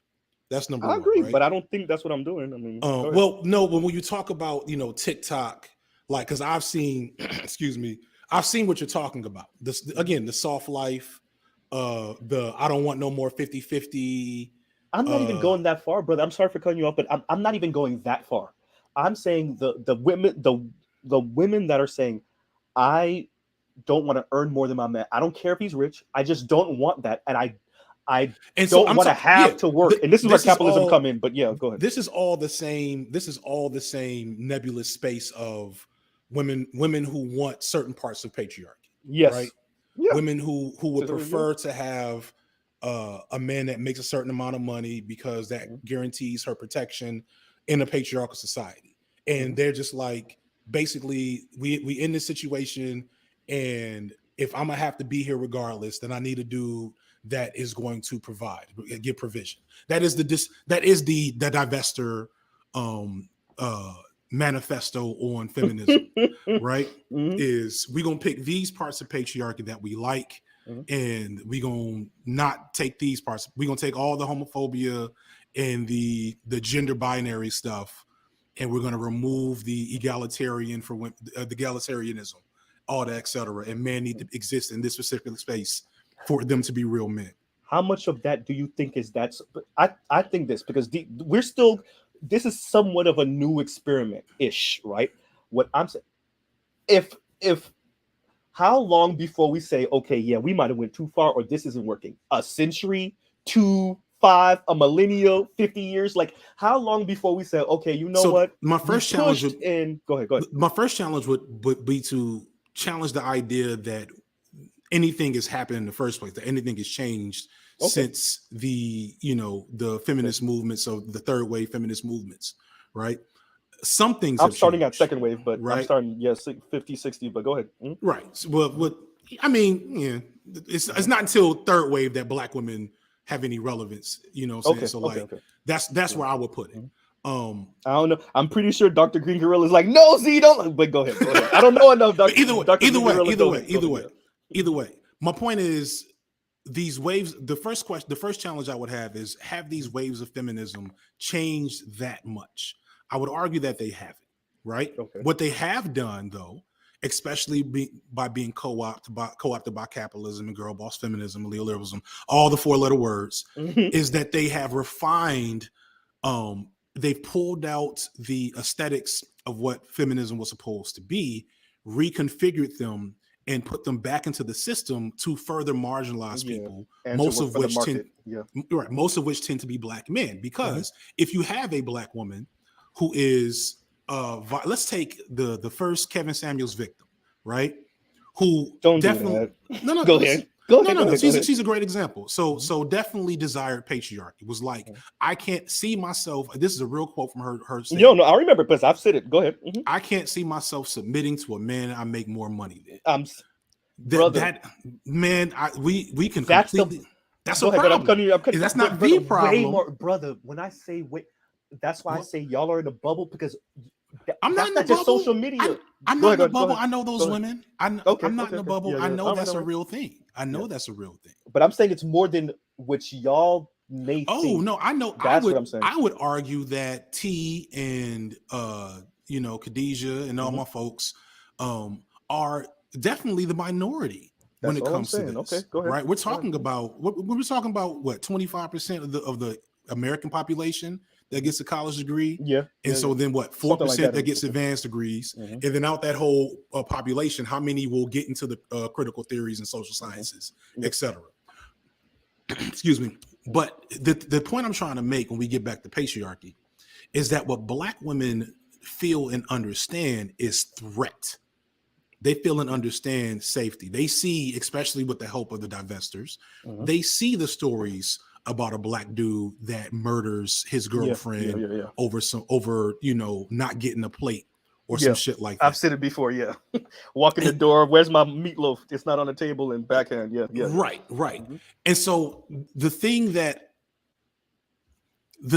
causes all of these issues is patriarchy, right? Okay.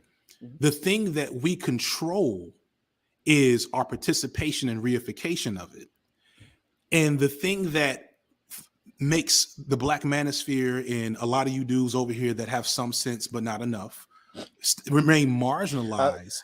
I don't know about all that. We got some very. This is my perspective. Go ahead. The thing that keeps you all marginalized is I'm letting these shots go. I'll be hearing them. Go ahead. I'm sorry. I'm speaking my truth at this point. You're the guest. No, you're the guest. Go ahead. The thing that keeps you all marginalized is that you all don't engage with that reality and don't recognize that until you the reality of the situation is these fake black feminists have more to lose by trusting our good intentions under patriarchy than they do to just keep on throwing rocks at the keep on taking shots at the system and trying to find the best way they can fit into it in the meantime.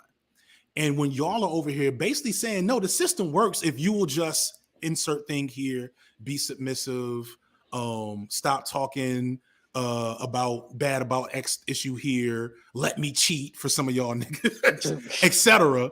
Right? But that fits. That cheating thing is not in a vacuum. Let me just finish. Go ahead. Let me just finish my point. We have two factions. We have three factions. The first faction is white supremacy, right? And all the other isms that good old bell hooks will put behind those. Under that, we have a conflict between black men and black women, both having to struggle with the realities that white supremacy gives to us.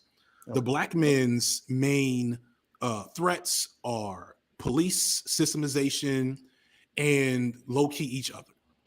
And the black women's main threats is us. I don't see. Okay, well, and black men, and then that's where I come in and say, all right, if your main threat is us, talk all that crap on your way out the door and go divest with the uber wealthy magical. No, brother, no. Let me get this out. No. Because if your main threat, if you think your main threat is us, fine. Go end up with the magical white dude. Me and you both know they don't got it like that neither. But okay, black women think so. So go over there, or the Latinos, or y'all could, do the whole, and excuse me, not trying to be homophobic, but I could do the whole same-sex relationship thing. If black men are the worst thing in the world, those are really your two options. And there you go. Or you could be single and use your vibrator. Because you have to understand, the frustration. Remember, you're married. The frustration of black men continuously being hit upside the head about not being good enough, both from the intellectuals all the way at the top to the sisters that could barely put two words together.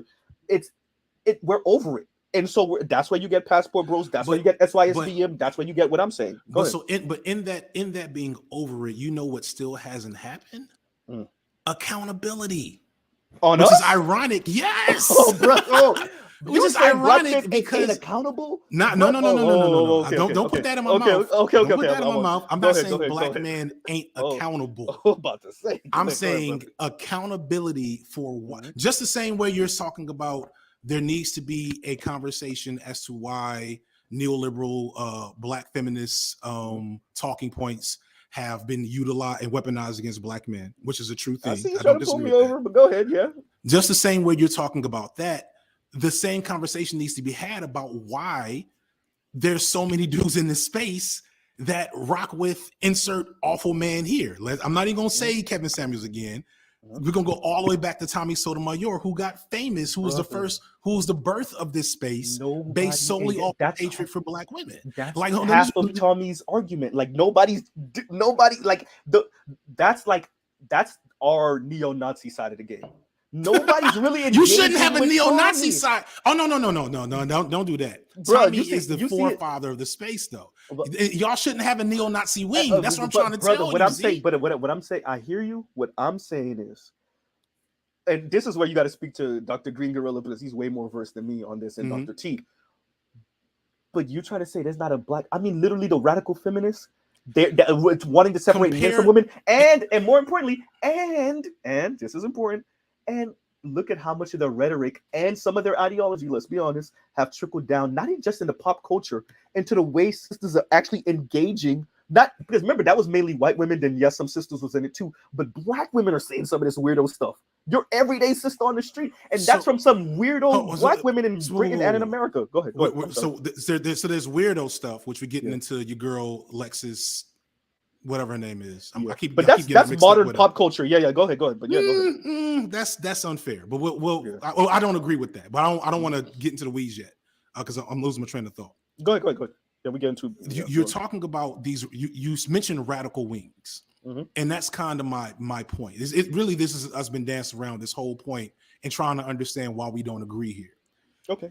The radical wing you speak of in Black feminists, in any type of feminist movement, is marginal to moderate at best. The radical but if I say that, here, you're not acknowledging it. No. I did not acknowledge it. Okay. I said marginal because marginal. We're talking about the divesters, and they're again. You still haven't pointed me to divesters with more than 100,000 subscribers. Let me start. Start looking. I want to see them because I only found 2 that would count for me. But we'll come back to only that. 2 that would count for me. But maybe I don't understand. So you don't think Paris Milan? You don't think Paris Milan is you one? Don't think okay? You don't think who's Chrissy, the other one? You don't think Chrissy? Chrissy. I think Chrissy is the other one. Okay, let me look at Chrissy. What's Chrissy's name? Chrissy. Is it just Chrissy? Yeah. And she'll have like an orange background with you could see like it looked like a sister with a fro and whatnot. Chrissy Marie? No, just Chrissy. How'd she spell it? CHIE. Spell it with an IE? Yeah, I think it's IE. It's IE. It's not Y. It's IE. Okay, this is I've never seen or heard of her. Real talk with Yanni. That's not the same as Paris Milan and have you Lexus seen her Nexus. Recently? I haven't. Okay, I don't be paying attention to them folks. Well, the reason I'm stopping, I want to come back here. But let me finish. Yeah, go ahead. I want to come back, but I want to finish one point. Go ahead. So here is the big divide. The radical wings you're talking about, from my perspective, and we'll argue this in a second, are marginal and have minimal influence, but they are a problem. And I agree that their talking points are seeping into the mainstream, unchallenged to a level that is dangerous to everybody. That is a thing we are on board with. We have synergy there, right? Yes. Okay.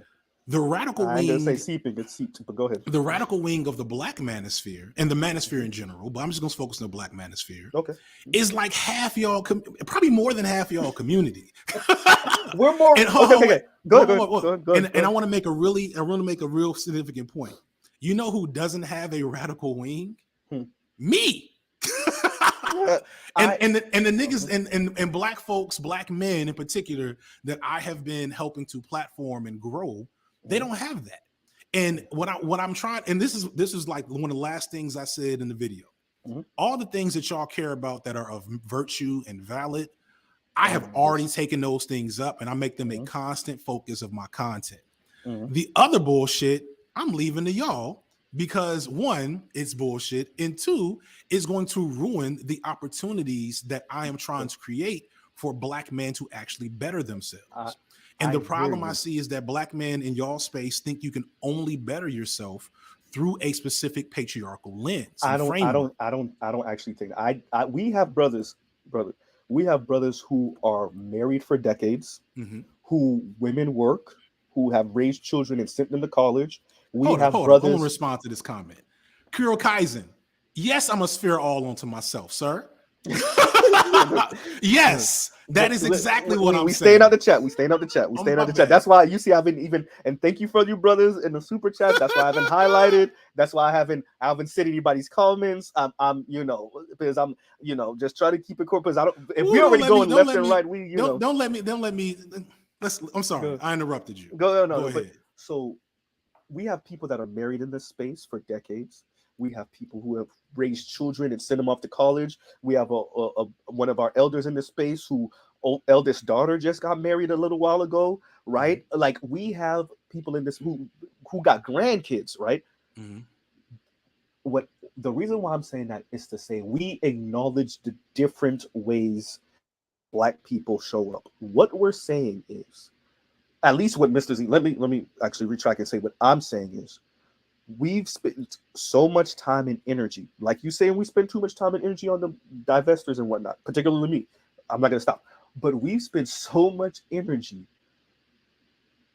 on Black men and critiquing Black men and attempting to mold Black men like putty into a particular type of man who's still patriarchal without the patriarchy. And I would argue way more feminists want that than I think you think. And I'm talking about the ones that are critiquing patriarchy, that are living the life and they wouldn't give it up for no one.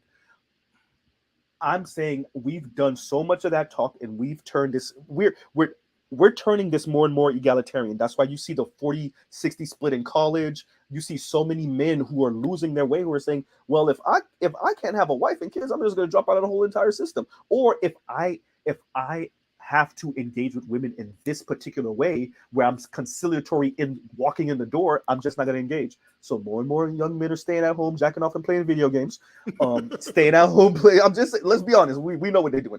You know, not engaging with the system, not working, not going to school, not even trying to do a trade or go to trades, none of that. And the answer from the left is, and as a lefty, because I know if you listen to my channel, I'm trying to figure out like what's our answer to this, to the young men who, if you because they want to be married and have children eventually. Yeah, they want to have fun, sexual fun, whatever. But if what's the answer from the left for wife, kids eventually? For what? You see what I'm saying? That's why you said exactly. What? Like what you want that point, for? FD. Why do you, no. Follow me. Go ahead. The first question I would be asking is, why do you want that? And that question would lead to the crisis of what's the word I want to use here? That question would lead to the paradox of how you see yourself as a man and who controls your access to those things. So my challenge would be, if I could speak for all of the left as it pertains to that particular thing right there, the first thing I would say is, hey, what you desire, what you speak to desire is, one, not all that is cracked up to be. It's hard work. It ain't for everybody. And it doesn't make you any more or less of a man. Two, if you really, really, really, really, really want it, and you want it in a specific type of way that is not patriarchal and not harmful to women, then here are some actual steps to pursue. Here are some actual. Here are the types of women you should be spending more energy trying to understand and connect with, and here are the pitfalls that you will fall into while on that pursuit. And you know what would be a major pitfall? I would point out. It would be this space.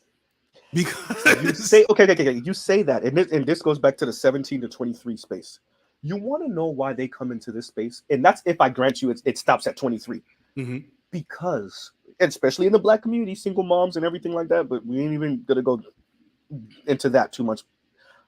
What ends up, no one is telling them, women are flawed too. Sometimes they're gonna be mean. Don't hate them. But sometimes they're going to be mean. Sometimes they're going to be rude. Sometimes they're going to be materialistic. Sometimes they're going to be egoistic. What a lot of these boys are being raised into is, especially for moms and aunts and grandmas, is Black girls and Black women are infallible in relation to Black men and Black women.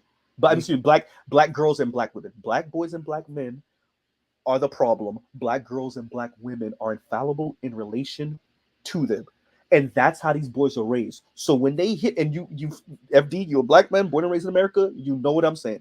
When they hit puberty and they start trying to court and trying to date, as they get older in their later teens, in their early 20s, and they running into some of the meanest people on the planet. They're running into rude. They're running into foodie calls. They're running into like just foodie calls. Yeah, foodie call is a thing. Look it up. 1/3 of women admitted to going out with men, knowing, this is women admitting it, knowing 1/3, knowing that they're not interested in that man. They just wanted to either go to this nice new restaurant or try this restaurant. Okay. Yeah, okay. Foodie calls. Yeah, foodie calls. That's hilarious. And it's a thing. And And if you that's the you thing. know, That's the thing. I'm not. if Yeah. 1/3 of women are admitting it that they do that, then you know it got to be at least half, 75%, almost 100. So what I'm saying is, You know what I would tell? why- You know what I would tell those boys? I Go would ahead. say, you know what causes this problem? Mhm.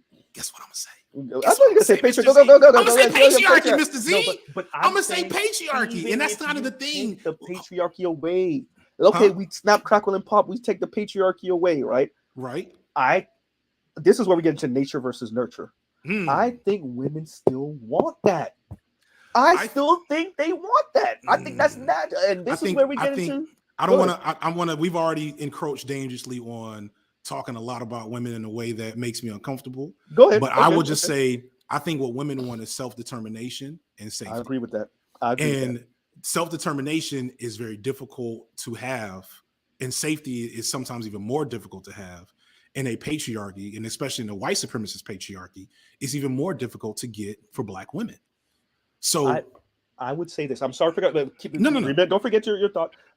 So earlier in the video I was doing earlier before you got on, I spoke about Tracy Ellis Ross. Mm-hmm. And Tracy Ellis Ross, a rich woman. Yeah, rich woman who said, "I don't want to be possessed. I don't want. She wants. You could because at first, let's be honest. A couple years ago, Tracy Ellis Ross kept on speaking like she ain't want none of this. She don't want it. We all in the Black Manosphere, we called it out. Yes, you do. We know you do. You'll be back. And yes, she came back, and now she's speaking about pretty much the issues she's having, dealing with not having these things, but low key wanting them. But you could see the I don't know if it's women empowerment tick in her or whatever, where I want to be independent, but I want to be married or I want to be in a relationship. And I would argue, this is my argument to women like that, especially in the feminist movement, whether it's radical all the way to softer. You can't have both. Wow. And FD, you're married. Brother, you're married. Tell me different. Brother, you're married. Hold on. Start over. I want to make sure I get exactly what you just said. You can't be independent and married. My parents have been married for 36 years. Okay. My girl's parents have been married for 40 plus years. Brother, I've seen the woman more in the influential position. I've seen the man more oftentimes, but in the influential position. Ain't no independent and married at the same time. So I don't want to. I'm not going to put. Go into what you're saying, dude. By the way, they want self-determination. Yeah, that sounds nice, and they want security. And men are saying, and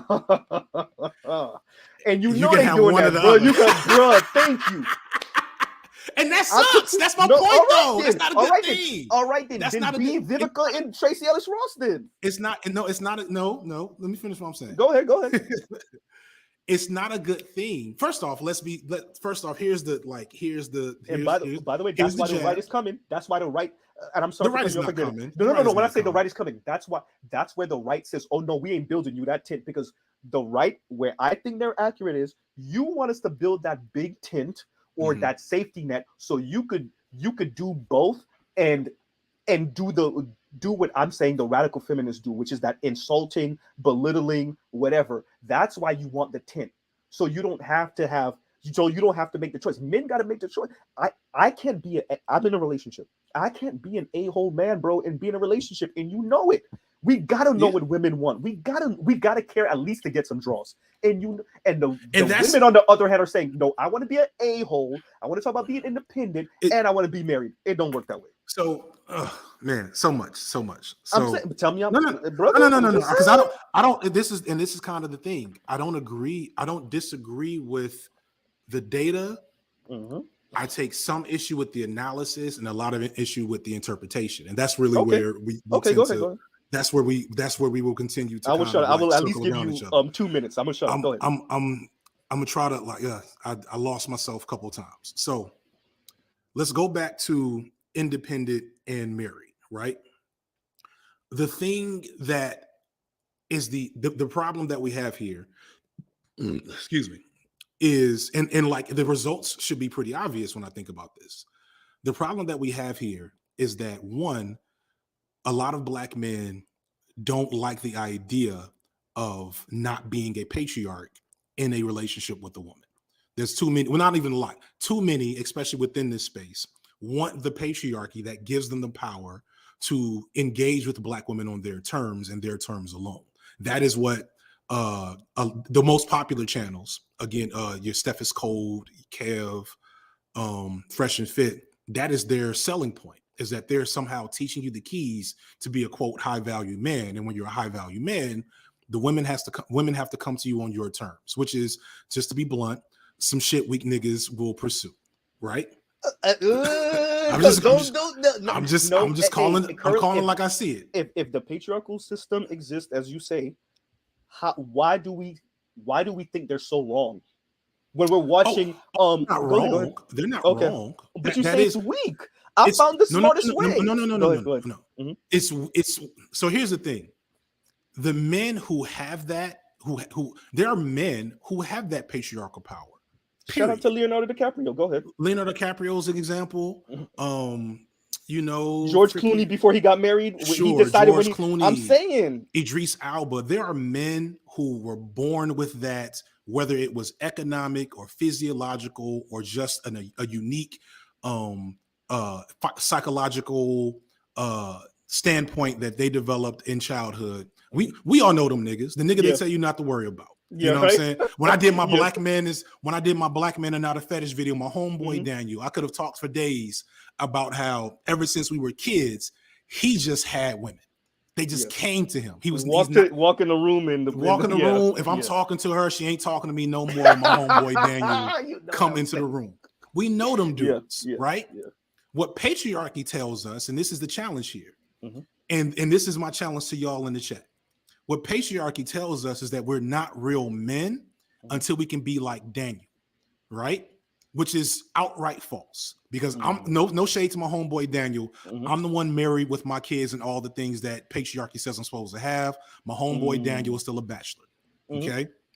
All these people you talking about that you named, George Clooney, Leonardo DiCaprio, don't have most of the markers of patriarchy. And in fact, if you keep it real, all the old players you probably know from your community, the dudes that you maybe looked up to, most of them niggas don't have. I spoke about this earlier. Yeah. So then the question is, how did I get what I have?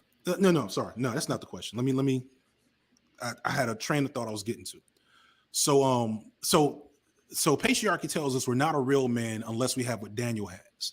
And then some of y'all, not all, most of y'all, especially the bigger accounts, y'all come along and y'all find the 17-year-old that just got tore out the frame, or the 28-year-old that just got served papers and is worried about how he's going to keep access to his kids. And y'all say, hey, if we can fix that for you by teaching you a better patriarchy. I don't know. And that literally is coming to these dudes at a point of weakness. This is what I was talking about when I say it's some weak ass shit. You're coming to these dudes at points of weakness and telling them exactly what they want to hear, and it's mostly lies because nobody. Oh, see that is where the gap goes into a chasm. What is okay? You said it's mostly lies. The lie is hold on, wait. Okay, I'll give you space. Go ahead. Let me just be clear. The lie is that somehow you can amass more patriarchy than you already have through some get-rich-quick means or workout, or just by adopting certain rhetoric or learning these lines, so I disagree with all of that. Or beginning to treat women a specific way. That is the lie that I'm talking about. And that lie works. But what's the other? What's the other? The lie that the lie that the 17-year-old or the 23-year-old was told initially was the egalitarian lie. If you just kind of feel her out, see where she is. Oh no, see where she is. See what she if she wants to do 50-50 on this type of relationship and finances. See if she, and what ends up happening is that default and this is where I was going with the conversation about bisexual brothers telling you the truth about how sisters ain't interested.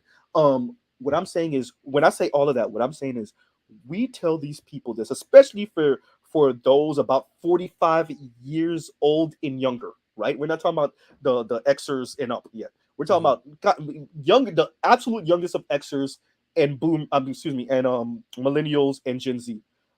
Those men, the reason why you say they're vulnerable, and the reason why I say they did the things that this society pretty much has been socializing them to do. As a matter of fact, we play this video oftentimes in the space of a feminist speaking about how it's the women. The women are the ones who are that she finds, who, when you tell them, by the way, yeah, so you know how you want to be captain of industry? Cool. Somebody's gonna have to stay home with the kids. Somebody's gonna have to do that. And that's where not the men, but the women get off the train.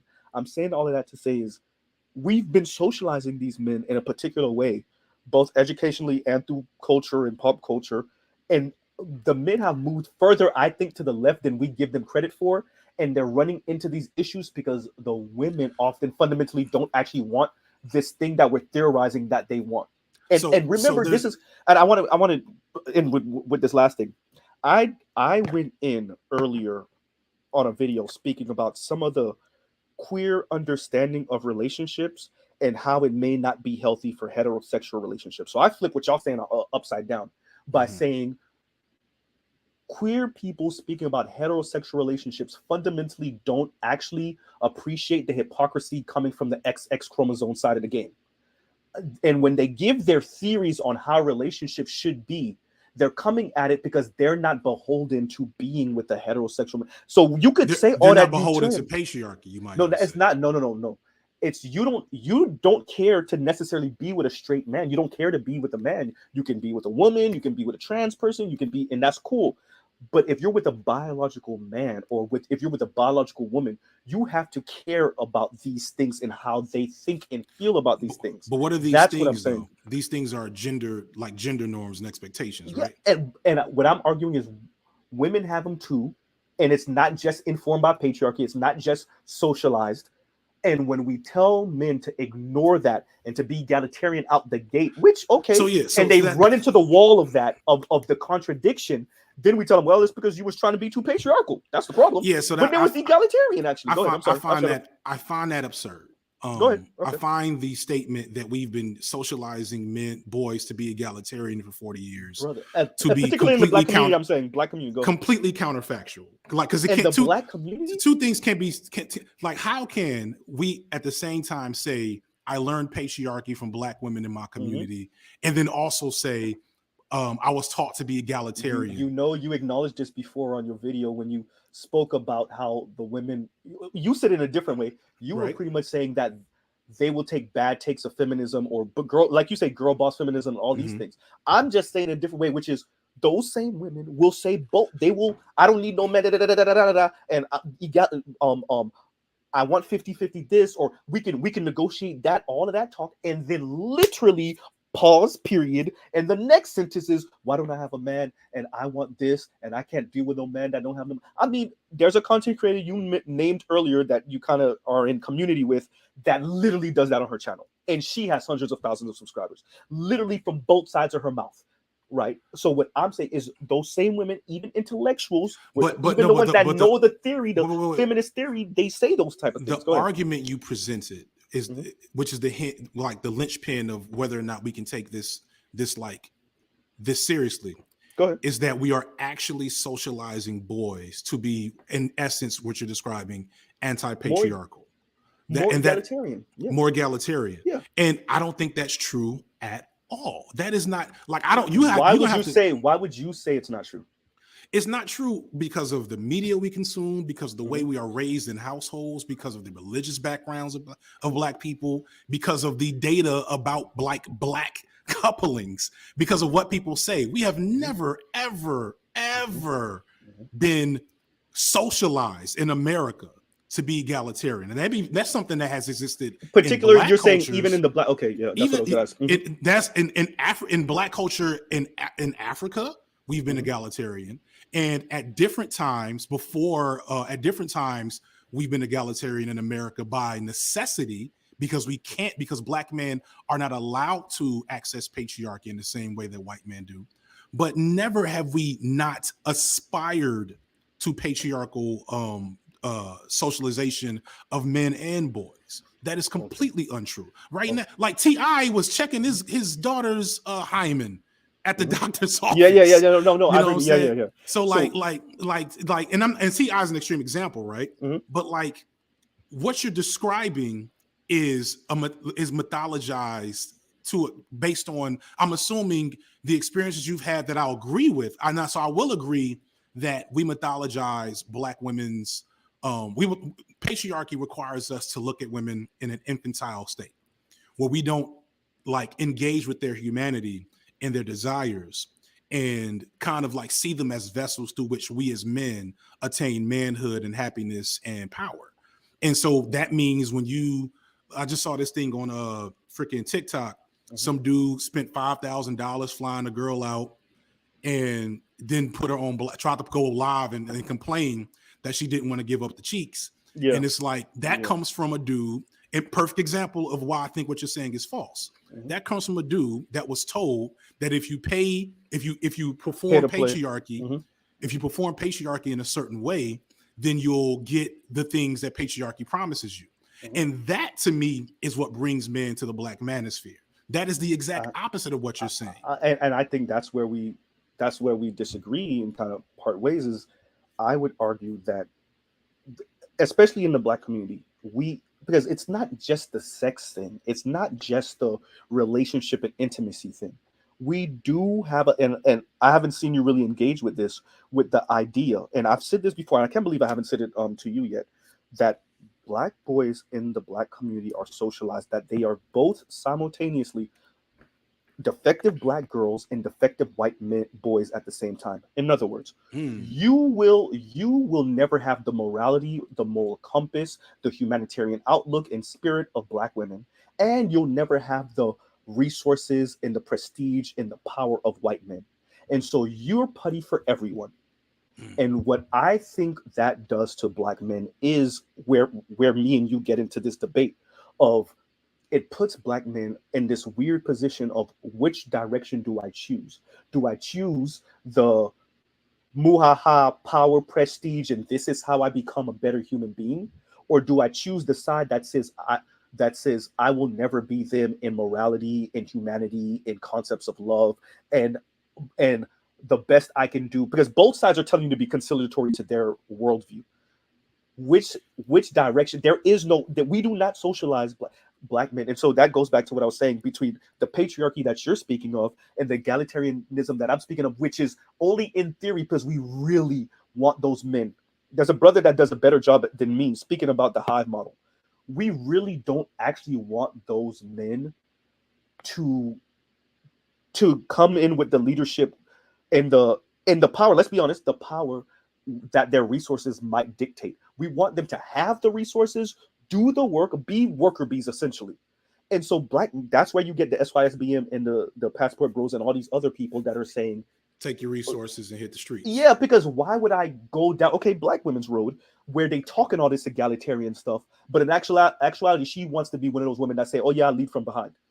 Where I use my concept of morality, the concept of like, okay, let's concede what you're saying, patriarchy, where I'm softer being to move him in a particular direction because my husband is just a big dumb jock, regardless of where he actually fits in our society. This is where you get, and I'll shut up after this. This is where you get, I have to say this for the older brothers that are listening. This is where you get some of the pushback from Black men of a former first lady speaking about her husband like she got to deal with him. Lady, you see what I'm saying? So like that's where we come in. Which direction, FD, would you say you don't want us going the white patriarchal route, but then the other route ain't exactly promising either? Well, you just said something truly shook me that I'm go ahead. I already know what it is. Go ahead. When you said that Black boys are taught that they're defective Black women, is we got to unpack that. Now we don't have time. Yeah, but that, like, I think in terms of, so let's, if I'm fair to the space as a whole, right? Mm-hmm.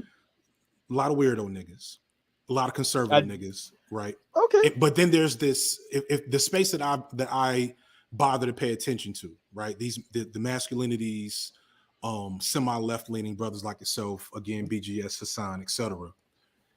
That is that's the chunk of the ethos that holds y'all here, is that you all feel like via society. Do we feel like engage with that? Go ahead. No. I'm gonna say feel because I can't identify with that. Go ahead. Right? Mm-hmm. I've never, and that's just something I said. If you go back to the Black Manosphere video, and like I think I talked to Conscious Lee. I may not have put this part out, but like the thing that I think makes a big difference in why I'm where I'm at and why you or Hassan or I still keep saying BGS and I mean Green Gorilla, or Green Gorilla are where y'all are at, to an extent has to come down to the luck of how you were socialized as a boy among and through and with Black women. And so I've never been made to feel like that, but I'm not going to deny that that's how you must have been made to feel at some time. And that's how some men in this space have been made to feel. That wasn't the only part I said though, FD. Well, no, the white man. I said defective white men, and see, you're full. No. I don't know why you're not acknowledging that. No. I acknowledge that the defective white man part makes perfect sense to me. Yeah, I know that part makes perfect sense to me, right? Yeah. But the thing that sticks with me that I have to like unpack is the first part, because I had never heard it like that before. I've probably felt it and like alluded to it in different content, but I've never heard it like that before. Because what we're really talking about is perspective, processing, healing. It's a lot of things. And until y'all are disabused of that perspective, I don't think I'll ever get y'all on a different side of the equation. Let me say this. My father was part of my life. So this is me speaking to something. My parents are still married, like I said earlier. Mm-hmm. This is me. So I wasn't necessarily socialized like that, but my friends were. And I see it. And what I think we do a grave disservice to is the concept of how do you think he would be socialized if regardless of how we got here, if he was raised mainly by women and girls, and even the men that came around were conciliatory. Yeah, but okay, let me hold you for a second. Go ahead. The irony, the paradox, the profound awfulness of our situation as a people is that many Black women would say the inverse of what you just said. I know. That's the Black male-identified people. Go ahead. They will say that their parents raised them as defective Black boys. And they will talk about how their brothers were able to get away with murder and have more freedom and were coddled by those the men same and women. We be talking about that. And it's like, so what we're basically getting at, first off, all of that is caused by white supremacy and patriarchy. I want to again put that out there. But what we're talking about is the inverse harm done to both Black men and women by this perversion, by this perverse desire to uphold, again, white normative gender ideology forced upon Black children who lack the resources, and how that manifests over the course of a lifetime, so that you have Black boys that grow up to be Black men who feel like Black women look down on them and feel. Bruh, let me finish. Right, this is where we let me finish. Go. Who feel like Black women look down on them and lack access to patriarchy in the way that Black women desire from them, which validates that feeling to be legit in many situations. I want to be clear on that. And then you have Black women who fear how they're treated by some of these same Black men who are looking to affirm and reify and reclaim their manhood from white supremacy through them in their bodies. And that's the thing. Until the things we agree on, that there is an issue in how Black women regard Black men that has not been effectively critiqued or challenged in pop culture or in academia to this point. We agree on that. The reasons why that is, aside from the obvious barriers to Black men in academia and white supremacy and patriarchy, is also because voices like mine and even yours are still very much the minority. And the loudest, most prominent voices are at best Bernard Riley. At best Bernard Riley. That is as good as we get. And more than likely is fucking Angry Man. You see what I'm saying? Until because we're going around the circles. Although this is where Dr. Tommy Curry comes from. No, I hear, but this is where Curry could come in at, this is why I'm so frustrated by how that's went, because Curry, I think, has But my question would be, why did he get pushed out? I don't know why. I don't know his story. But from what I've seen of how Dr. Curry moves, he got pushed out because he was too invested in I don't want to say revenge, but people could smell the misogyny and the spites on Dr. Curry. Dr. Curry is a jealous dude. How are black men supposed to address some of these things if we're told? We literally we let feminists and different women that kind of know some of the language say, "Don't tone police me." Don't. That's literally, they were saying that from the bottom of with Kevin Samuel's death all the way to academia. Don't tone police me. Don't tell us how to move. Don't tell us how to think or how to engage with different things. And we say, all right, you know what? You could dance on Kobe grave because he ain't marry a black woman. You could dance on Kevin grave because of average at best video. You could do that. You could do that, right? But yet we're telling black men, even our academics who say, you know what? I'm not part of the Black Manosphere. I have these concepts. Y'all want me to, and I keep on saying it, I'm joking, but I'm not joking. Y'all want me to Barack Obama Reverend write this, and I'm not going to. That's not I don't move that way. We're attempting to tone police them by saying, hey, you can engage with this, but you got to engage with it carefully this way. Instead of being honest that we let the women run the yard in the conversation. Y'all could say they haven't won anything, but at least they won the culture war conversation on black men. Black feminists they got that hands down. And we're telling the black men that they got to tone police themselves to engage with how, from the media to academia to pop culture, how they did respond to that kind of, I don't know, ethos and worldview. And I don't know. I'm against the tone policing, but I'm not at all. I'm not at all against the tone policing, because the reason why, like the another funny thing that I've heard from y'all and I see in the comments, and I don't know if this is you. I haven't heard you say this, I should say, but like niggas try to act like my channel is all white men and black women. It's not. I showed the analytics in the video. No, you showed that in a couple. I feel like you showed it in more than one, but yeah, I've said it multiple times, hoping that people get the hint. Yeah. When I go out in the streets and I get recognized, 7 times out of 10, it's another brother. Yeah, right? No, I believe you on that. No, I believe that. And the most, no shade, not to you and not to people in the chat. Y'all niggas are outliers, right? Most black men want to be in community with black women. Most black men, while they have conflict with black women, Z has said that. I've said that. Awesome. I've said that. I don't know. So Mr. Z, no shade. 2,000 subs versus not even. Go ahead. Not even, right? Go ahead. Yeah. So I say all this to say, when we talk about tone, what we're talking about is, you know why the chivalric code exists? No, no. So the chivalric code is low key is basically because motherfuckers in Europe were just raping women. Okay. They were just like, I see a woman rape like you. I don't want to get too far into some old Yakubian Hotep nonsense. Yeah, but they were. we don't do too much of that over here neither. No, don't worry. Like within a lot of those cultures and spaces, like literally, it was not safe for women to be in certain countries in the Middle East. They still do that. I've watched it. Yeah, they kidnap and make you my wife. Yes. Yeah, all kinds of crazy shit, right? So the chivalric code, although it was eventually perverted into being way more, not good things, but the inception of it was, we are going to display a code of behavior that signals to women that we don't pose a threat. That is problematic on multiple levels, right? Because how that code has been manipulated is one of the reasons why when I'm outside of y'all, I tend not to call myself a feminist, because I know too many fake male feminists that use the same language to do misogynistic shit, yada yada yada. But the point was, but here's the key.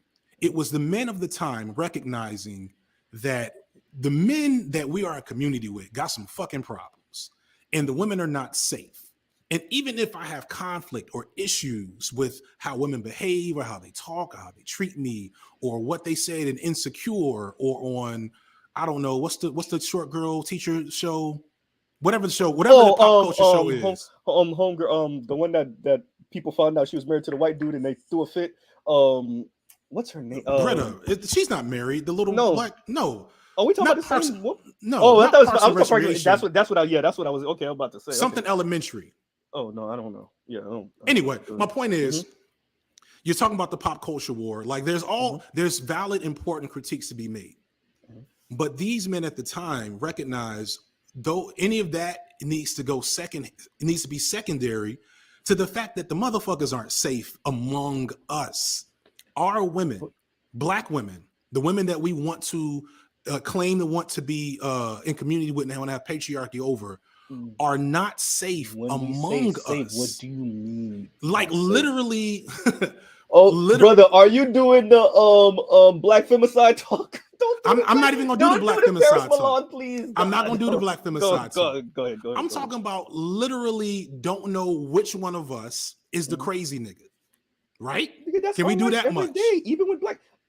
Yes. I'm not, and so I will concede. And I understand intimate partner violence is connected via is related to socioeconomic status, Yes, and that and, black men yeah. by a wide margin are more greatly exposed to intimate partner violence compared to other men. All right. And that there's an epidemic of black men. So you said I know where you're going, Z. I'm gonna just go preempt that all of that. Go ahead. Because I want to get away from the stuff that I think we agree on. Yeah. What we don't agree on is how regular black women are mistreated and want to be safe from just general niggas acting wild activity. See, and that's let me just finish. Go ahead. And so the tone policing that you're describing is basically black women who have the ability, who have built a space, whether that space was built with the master's tools or not, have built a space and developed a curriculum and a theoretical framework,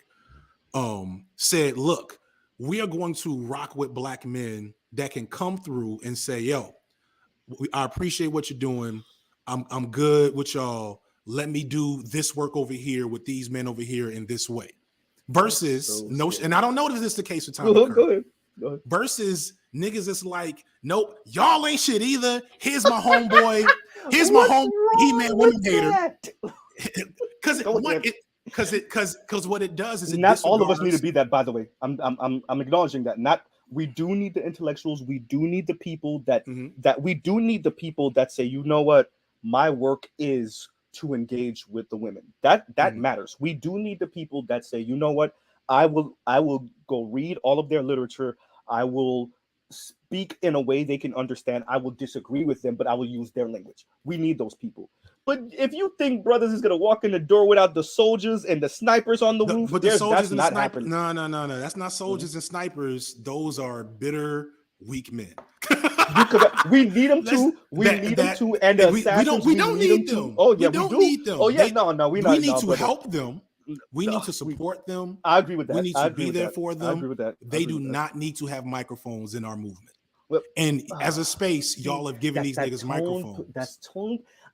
It is tone policing. I'm just telling you why. Tell another brother that went through a divorce or a heartbreak that no, bro, you can't talk like this when I know y'all are letting way too much of them sisters run around behind y'all, hiding behind feminist talk. By that logic, Paris Milan's whatever or Yanni or whomever else also have the same right to be taken seriously. Should they be taken seriously? I do. That's why I make the videos about them all the time. Go through my content, I do that. But that's because like I said, and this is where some of the black men patting themselves on the back in the Black Manosphere come in, because and I said this earlier, I gotta say it again, which is like, we don't know how much, and I agree with you. I think you could have did all of it. You could have spent all of 2023 and for the rest of your life never acknowledging us or engaging with us. You're absolutely right with that. What I'm saying is, some of the conversation about the Black Manosphere is happening, number one, obviously because we exist, but number two, because we were right about BLM. Number three, we're pointing out that there are, whether they're openly and knowingly and consciously doing it, or whether it's more subconscious, there are influential black women in academia, in Hollywood, and every once in a while, like I said, they'll slip up and say it. In Hollywood? Go ahead. In pop culture, right, that have a major issue with black men.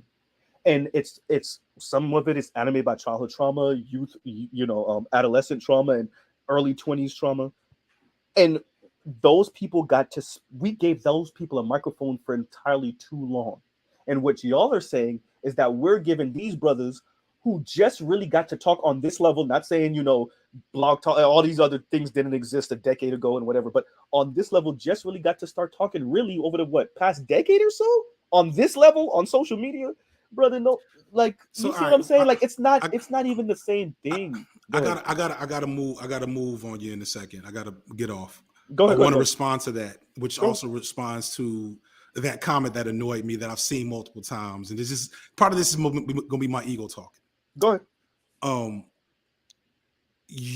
Y'all are not relevant, and somebody like you maybe should be a little relevant, right?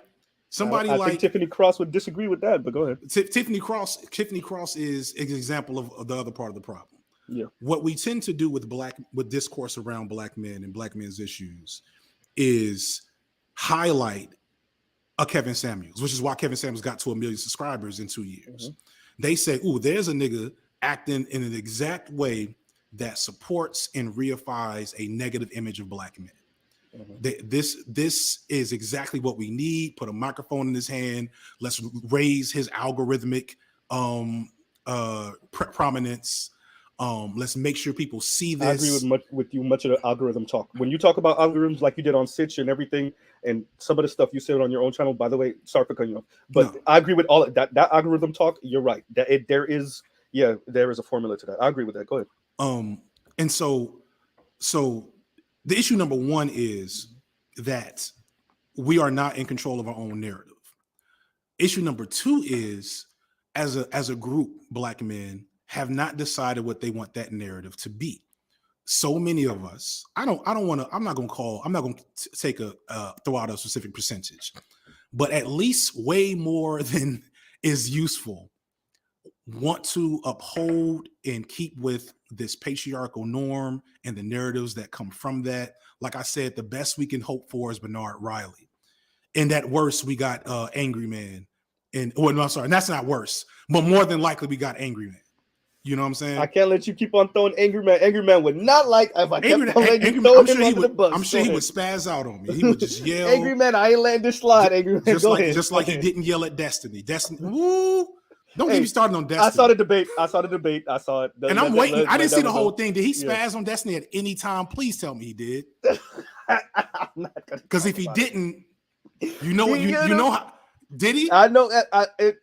Watch it yourself. Watch the rest of it yourself, and you did. I think. All right. Go ahead. You want to be politically correct. That's cool. But you know what I'm gonna say. Wait. Are you telling me that I want to be politically correct when you're trying to tone police us right now? Within community, you want to hold your crew down.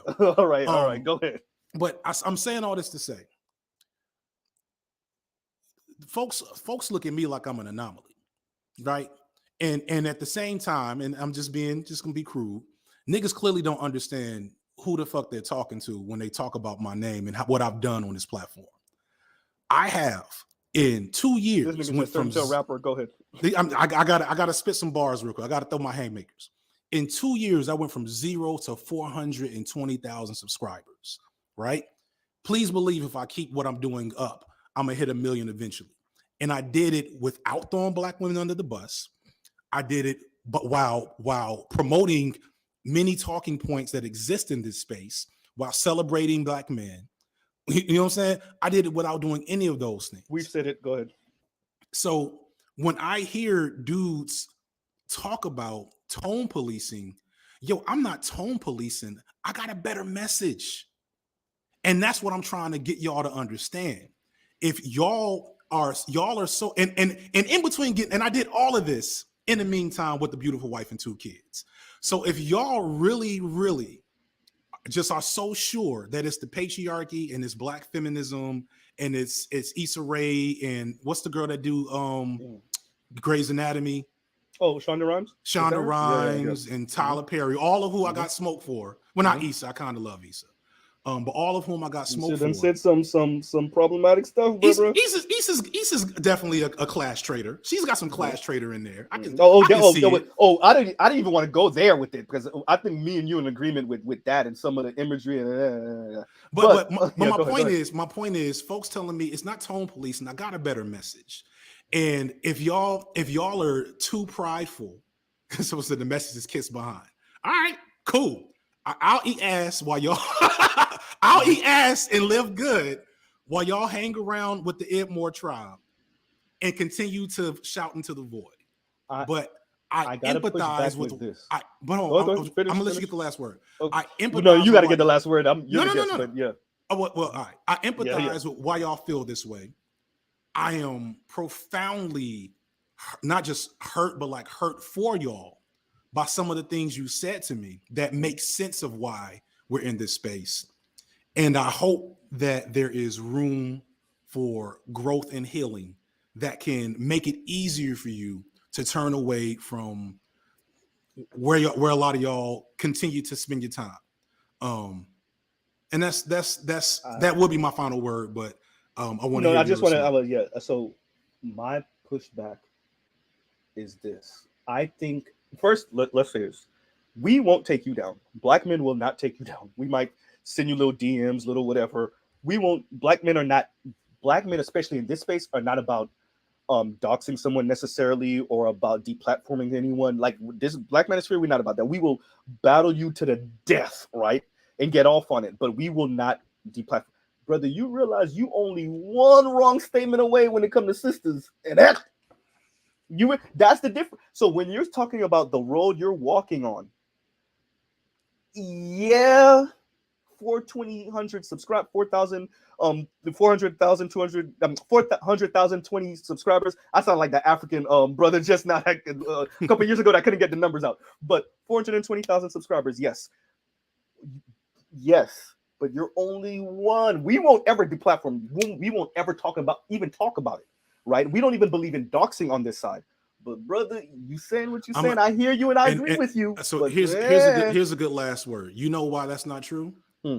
Because I fuck up every day. I fuck up every day. There's Black women I'm community with that will tell you right now, your FD has failed this moment, this take. You can go through my comment section. Go look at the video I did with Maggie Mae Fish. And look at the Black feminists that took me to task and said, yo, you messed up here. You messed up in being more on their side. That's what they're saying. No. That's the point I want to make. Because I have demonstrated that I am capable of being held accountable, because I've demonstrated that I truly, want to, I hate to use this word right now, divest from patriarchy and seek perfect word, and desire. It's perfect word to an extent. And seek and desire the betterment for Black people, which includes Black women, Black femmes, Black queer, Black trans people. Because that is obvious from what I do and who I am, those folks are more than willing to give me grace.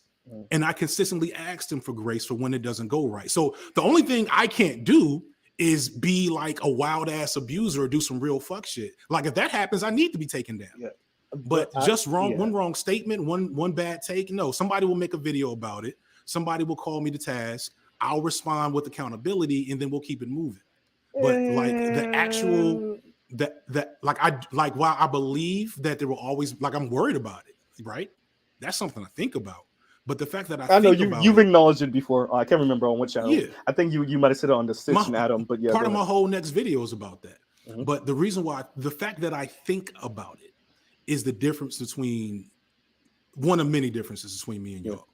So I'll leave it at that. That's a great topic. Like I said, at the end of the day, I think on certain things, me and you are closer, specifically on the class economics talk.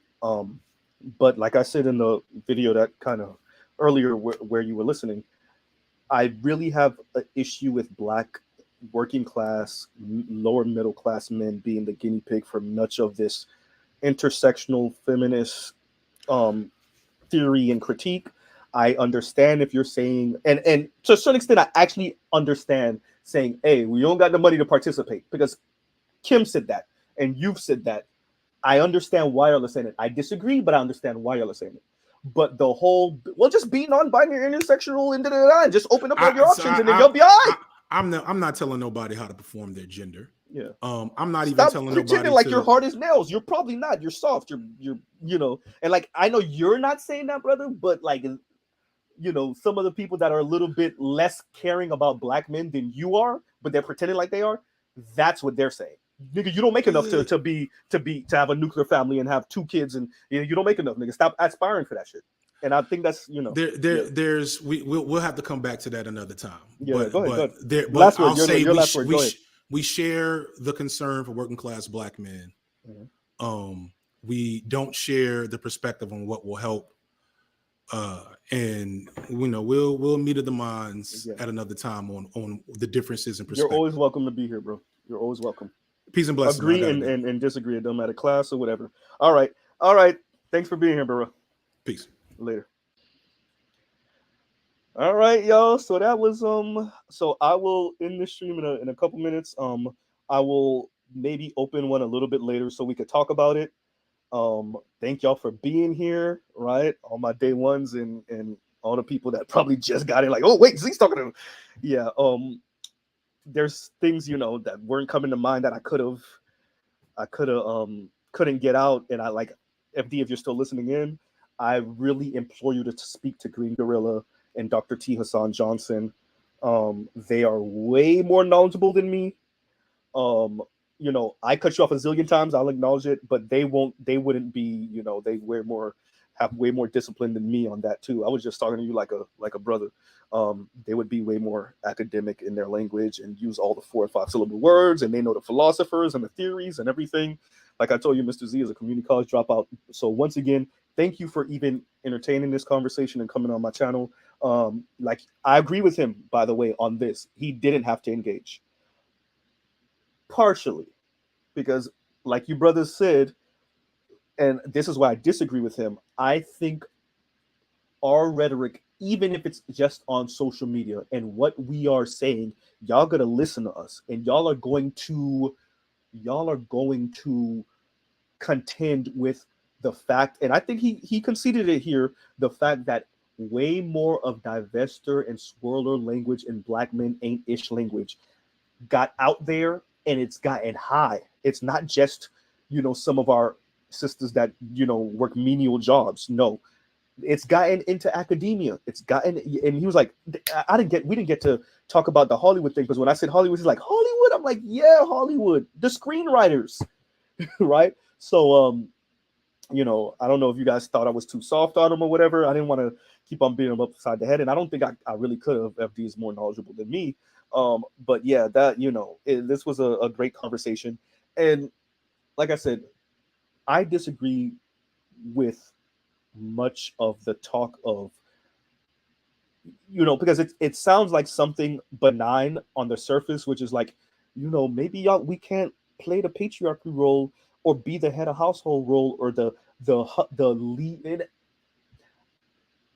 I wonder if I can start playing with the concept of lowercase p patriarchy, because I don't know how much black men want hegemonic, and I think there's scholars that already spoken to this, which is like, how much do black men just want to leave their family and be the providers and like have children and be married, and how much do they want to engage in like hegemonic patriarchy, going around the world conquering different people and like bow to me? I don't think that's what us particularly black American men are arguing for. We're not arguing that women got to step off the side of the goddamn sidewalk when we walking by. Like, that's not what we're bow to us. Or when you walk in, your wife kiss your feet. I don't know how many brothers are actually saying they want that, right?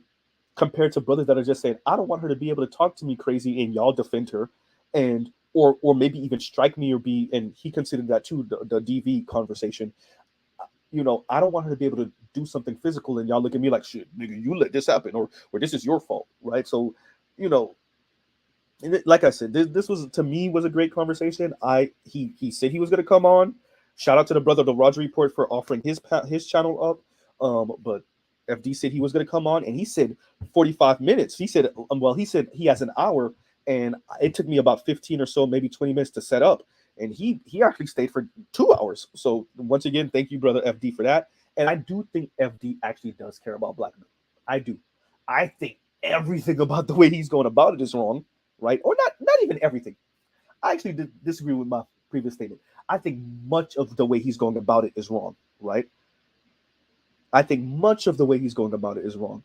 But I think he does care about black men, and the tone policing I have a major issue with. The distance yourself from these people, I have a major issue with, right? Um, you know, we already for the most part distance ourselves from the Tommy Sotomayors. We already have, right?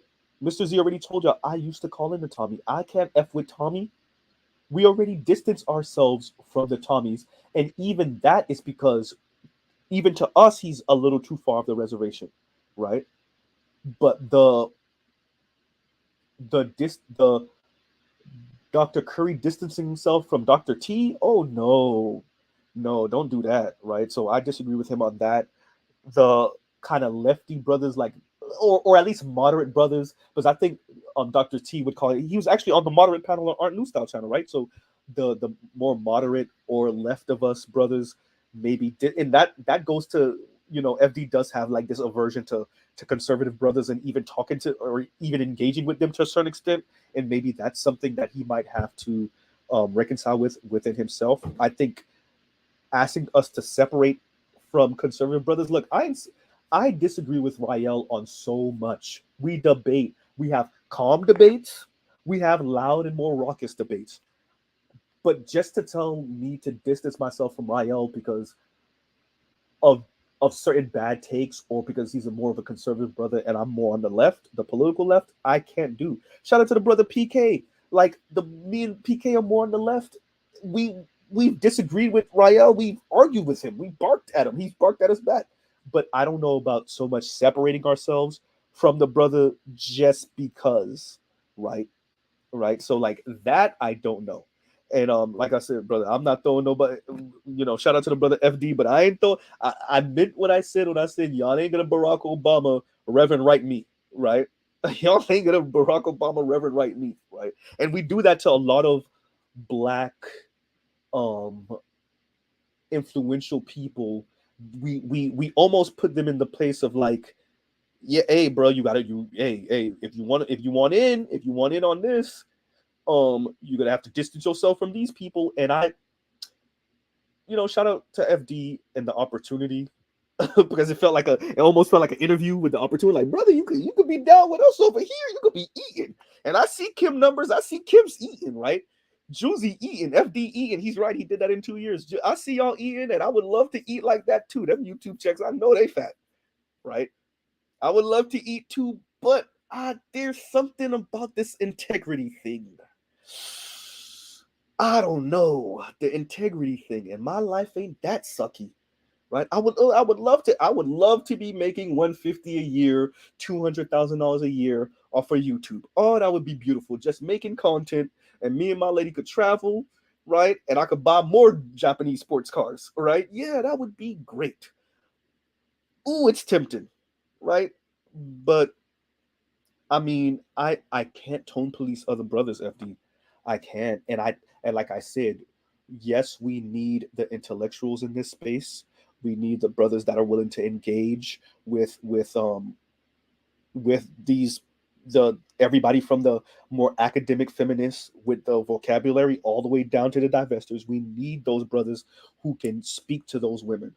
But you gotta believe we need the snipers and the assassins and the guys, the snipers on the rooftops and the dudes with their finger on the trigger. We need those people, those people also, because, and this is straight conspiratorial, I highly doubt that some of the black academic women aren't in conversations with some of those divestors. And that's why I brought up Mahogany Pink. And if you're still listening to FD, go check out her interview with Lexus Exodus and watch her slip up and say that. I've heard the interview 3 times. I might have heard it wrong 3 times, but essentially she said she tutors for college or college something. She could be even a high school teacher. That's still detrimental, but not as detrimental as if she's in academia somewhere in somebody's university or college. So you know, hey, like I said, these people, y'all let them run about too, and he conceded it, letting that discourse and that concept run away too long. And this is where me and the rest of the Black Manosphere come in and say, and if it wasn't for us, y'all would have never acknowledged that. Y'all would have. The therapist shook y'all up.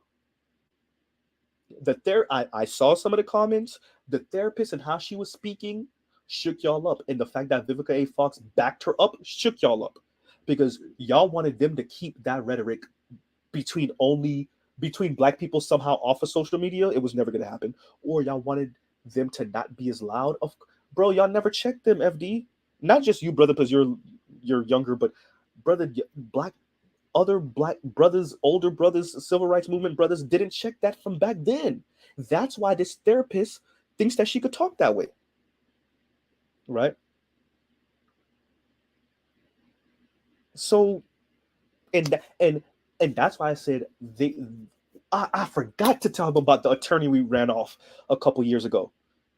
Damn it, I forgot to tell him about that. That we had to damn near threaten her bar license.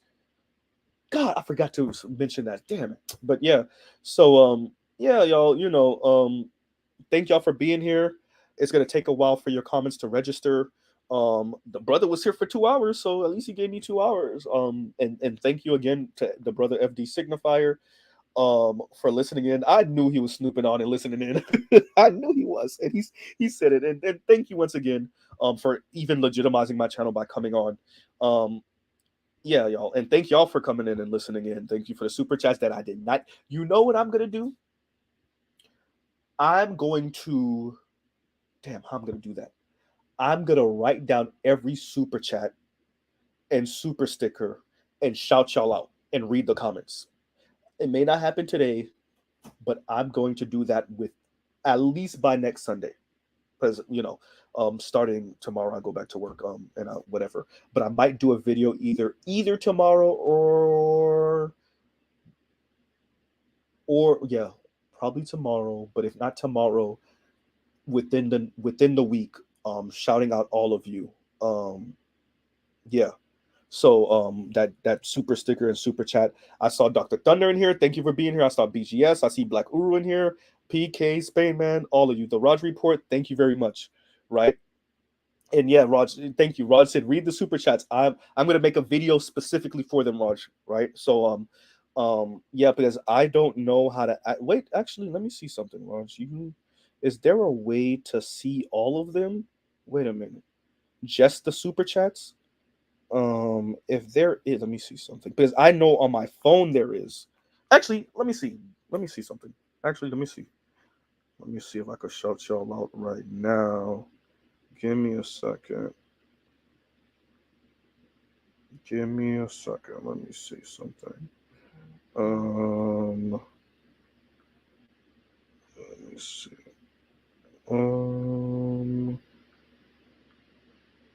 Damn it. If there was a way to do that, because I remember on the oh no, it got to be from StreamYard. Okay, well, I am using StreamYards on this. Oh yeah, I can use it on my phone too. Haha. Wait a minute, y'all. Give me a second. Give me a second. Technical difficulties. The owner operator is horrible at this type of stuff. 1 second. Let's see if my technology will work with me. But like I said, thank y'all for being here. Give me a second. Things are loading and moving. But yeah, like I said, I'm going to I might even make a review of my own video.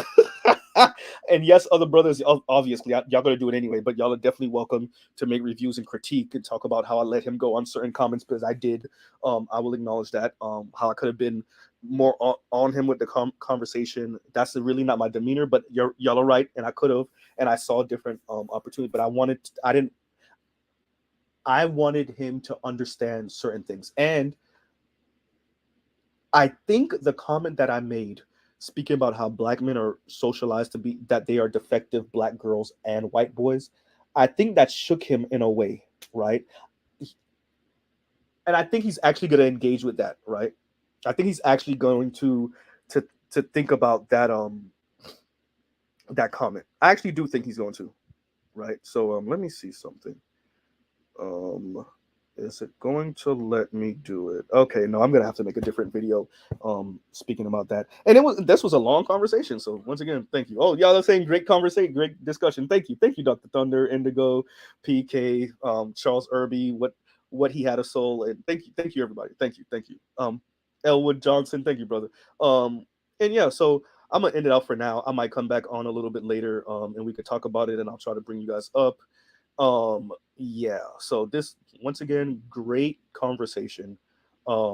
Disagree with the brother on a lot, right?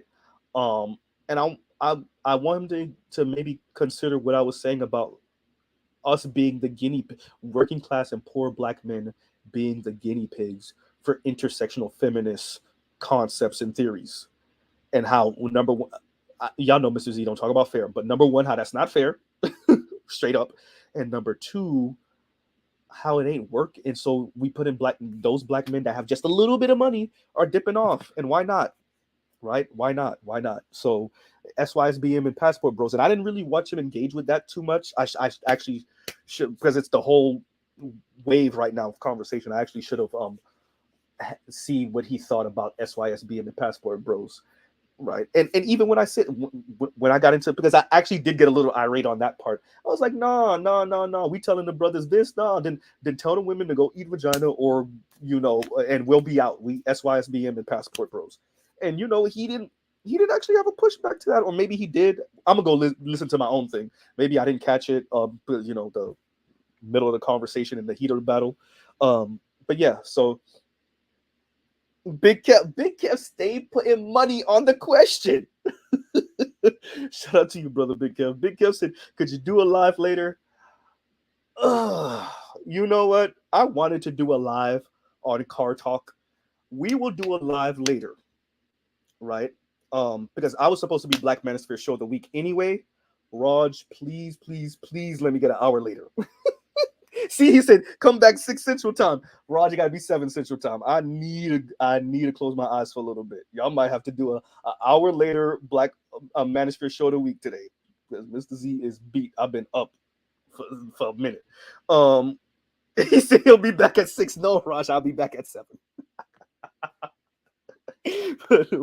but and we'll just shoot the breeze. This will be my first just shooting the breeze with the brothers. I really want to talk car talk. I guess we'll kind of squeeze in some car talk with that, and we'll talk about the FD interview, and y'all could timestamp where I could have did better in the parts y'all disagree.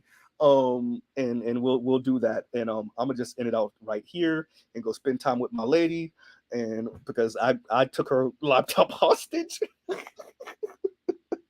I took her laptop hostage and everything. That's why you heard me like, babe. Right? I'm not an Apple head. I'm a Windows head. I don't really care for Mac laptop. As a matter of fact, I'm Mr. Z being a whole cheap ass. I got the money, but I'm looking at XPS 15 or 13. I don't know how small or big I want the laptop, but yeah. So but because I don't want a zillion Apple products. I'm not, yeah. Earth said Dr. Giggles. I do giggle. We already talked about Mr. Z and his schoolgirl laughs and giggles. Oh yeah, I've been said I do that. Yeah, I'm not even. Yeah, I make no apologies for my laugh. Right, I already. Yeah. So oh man, so I'm rambling now. So let me go lay down and chill out for a little bit. And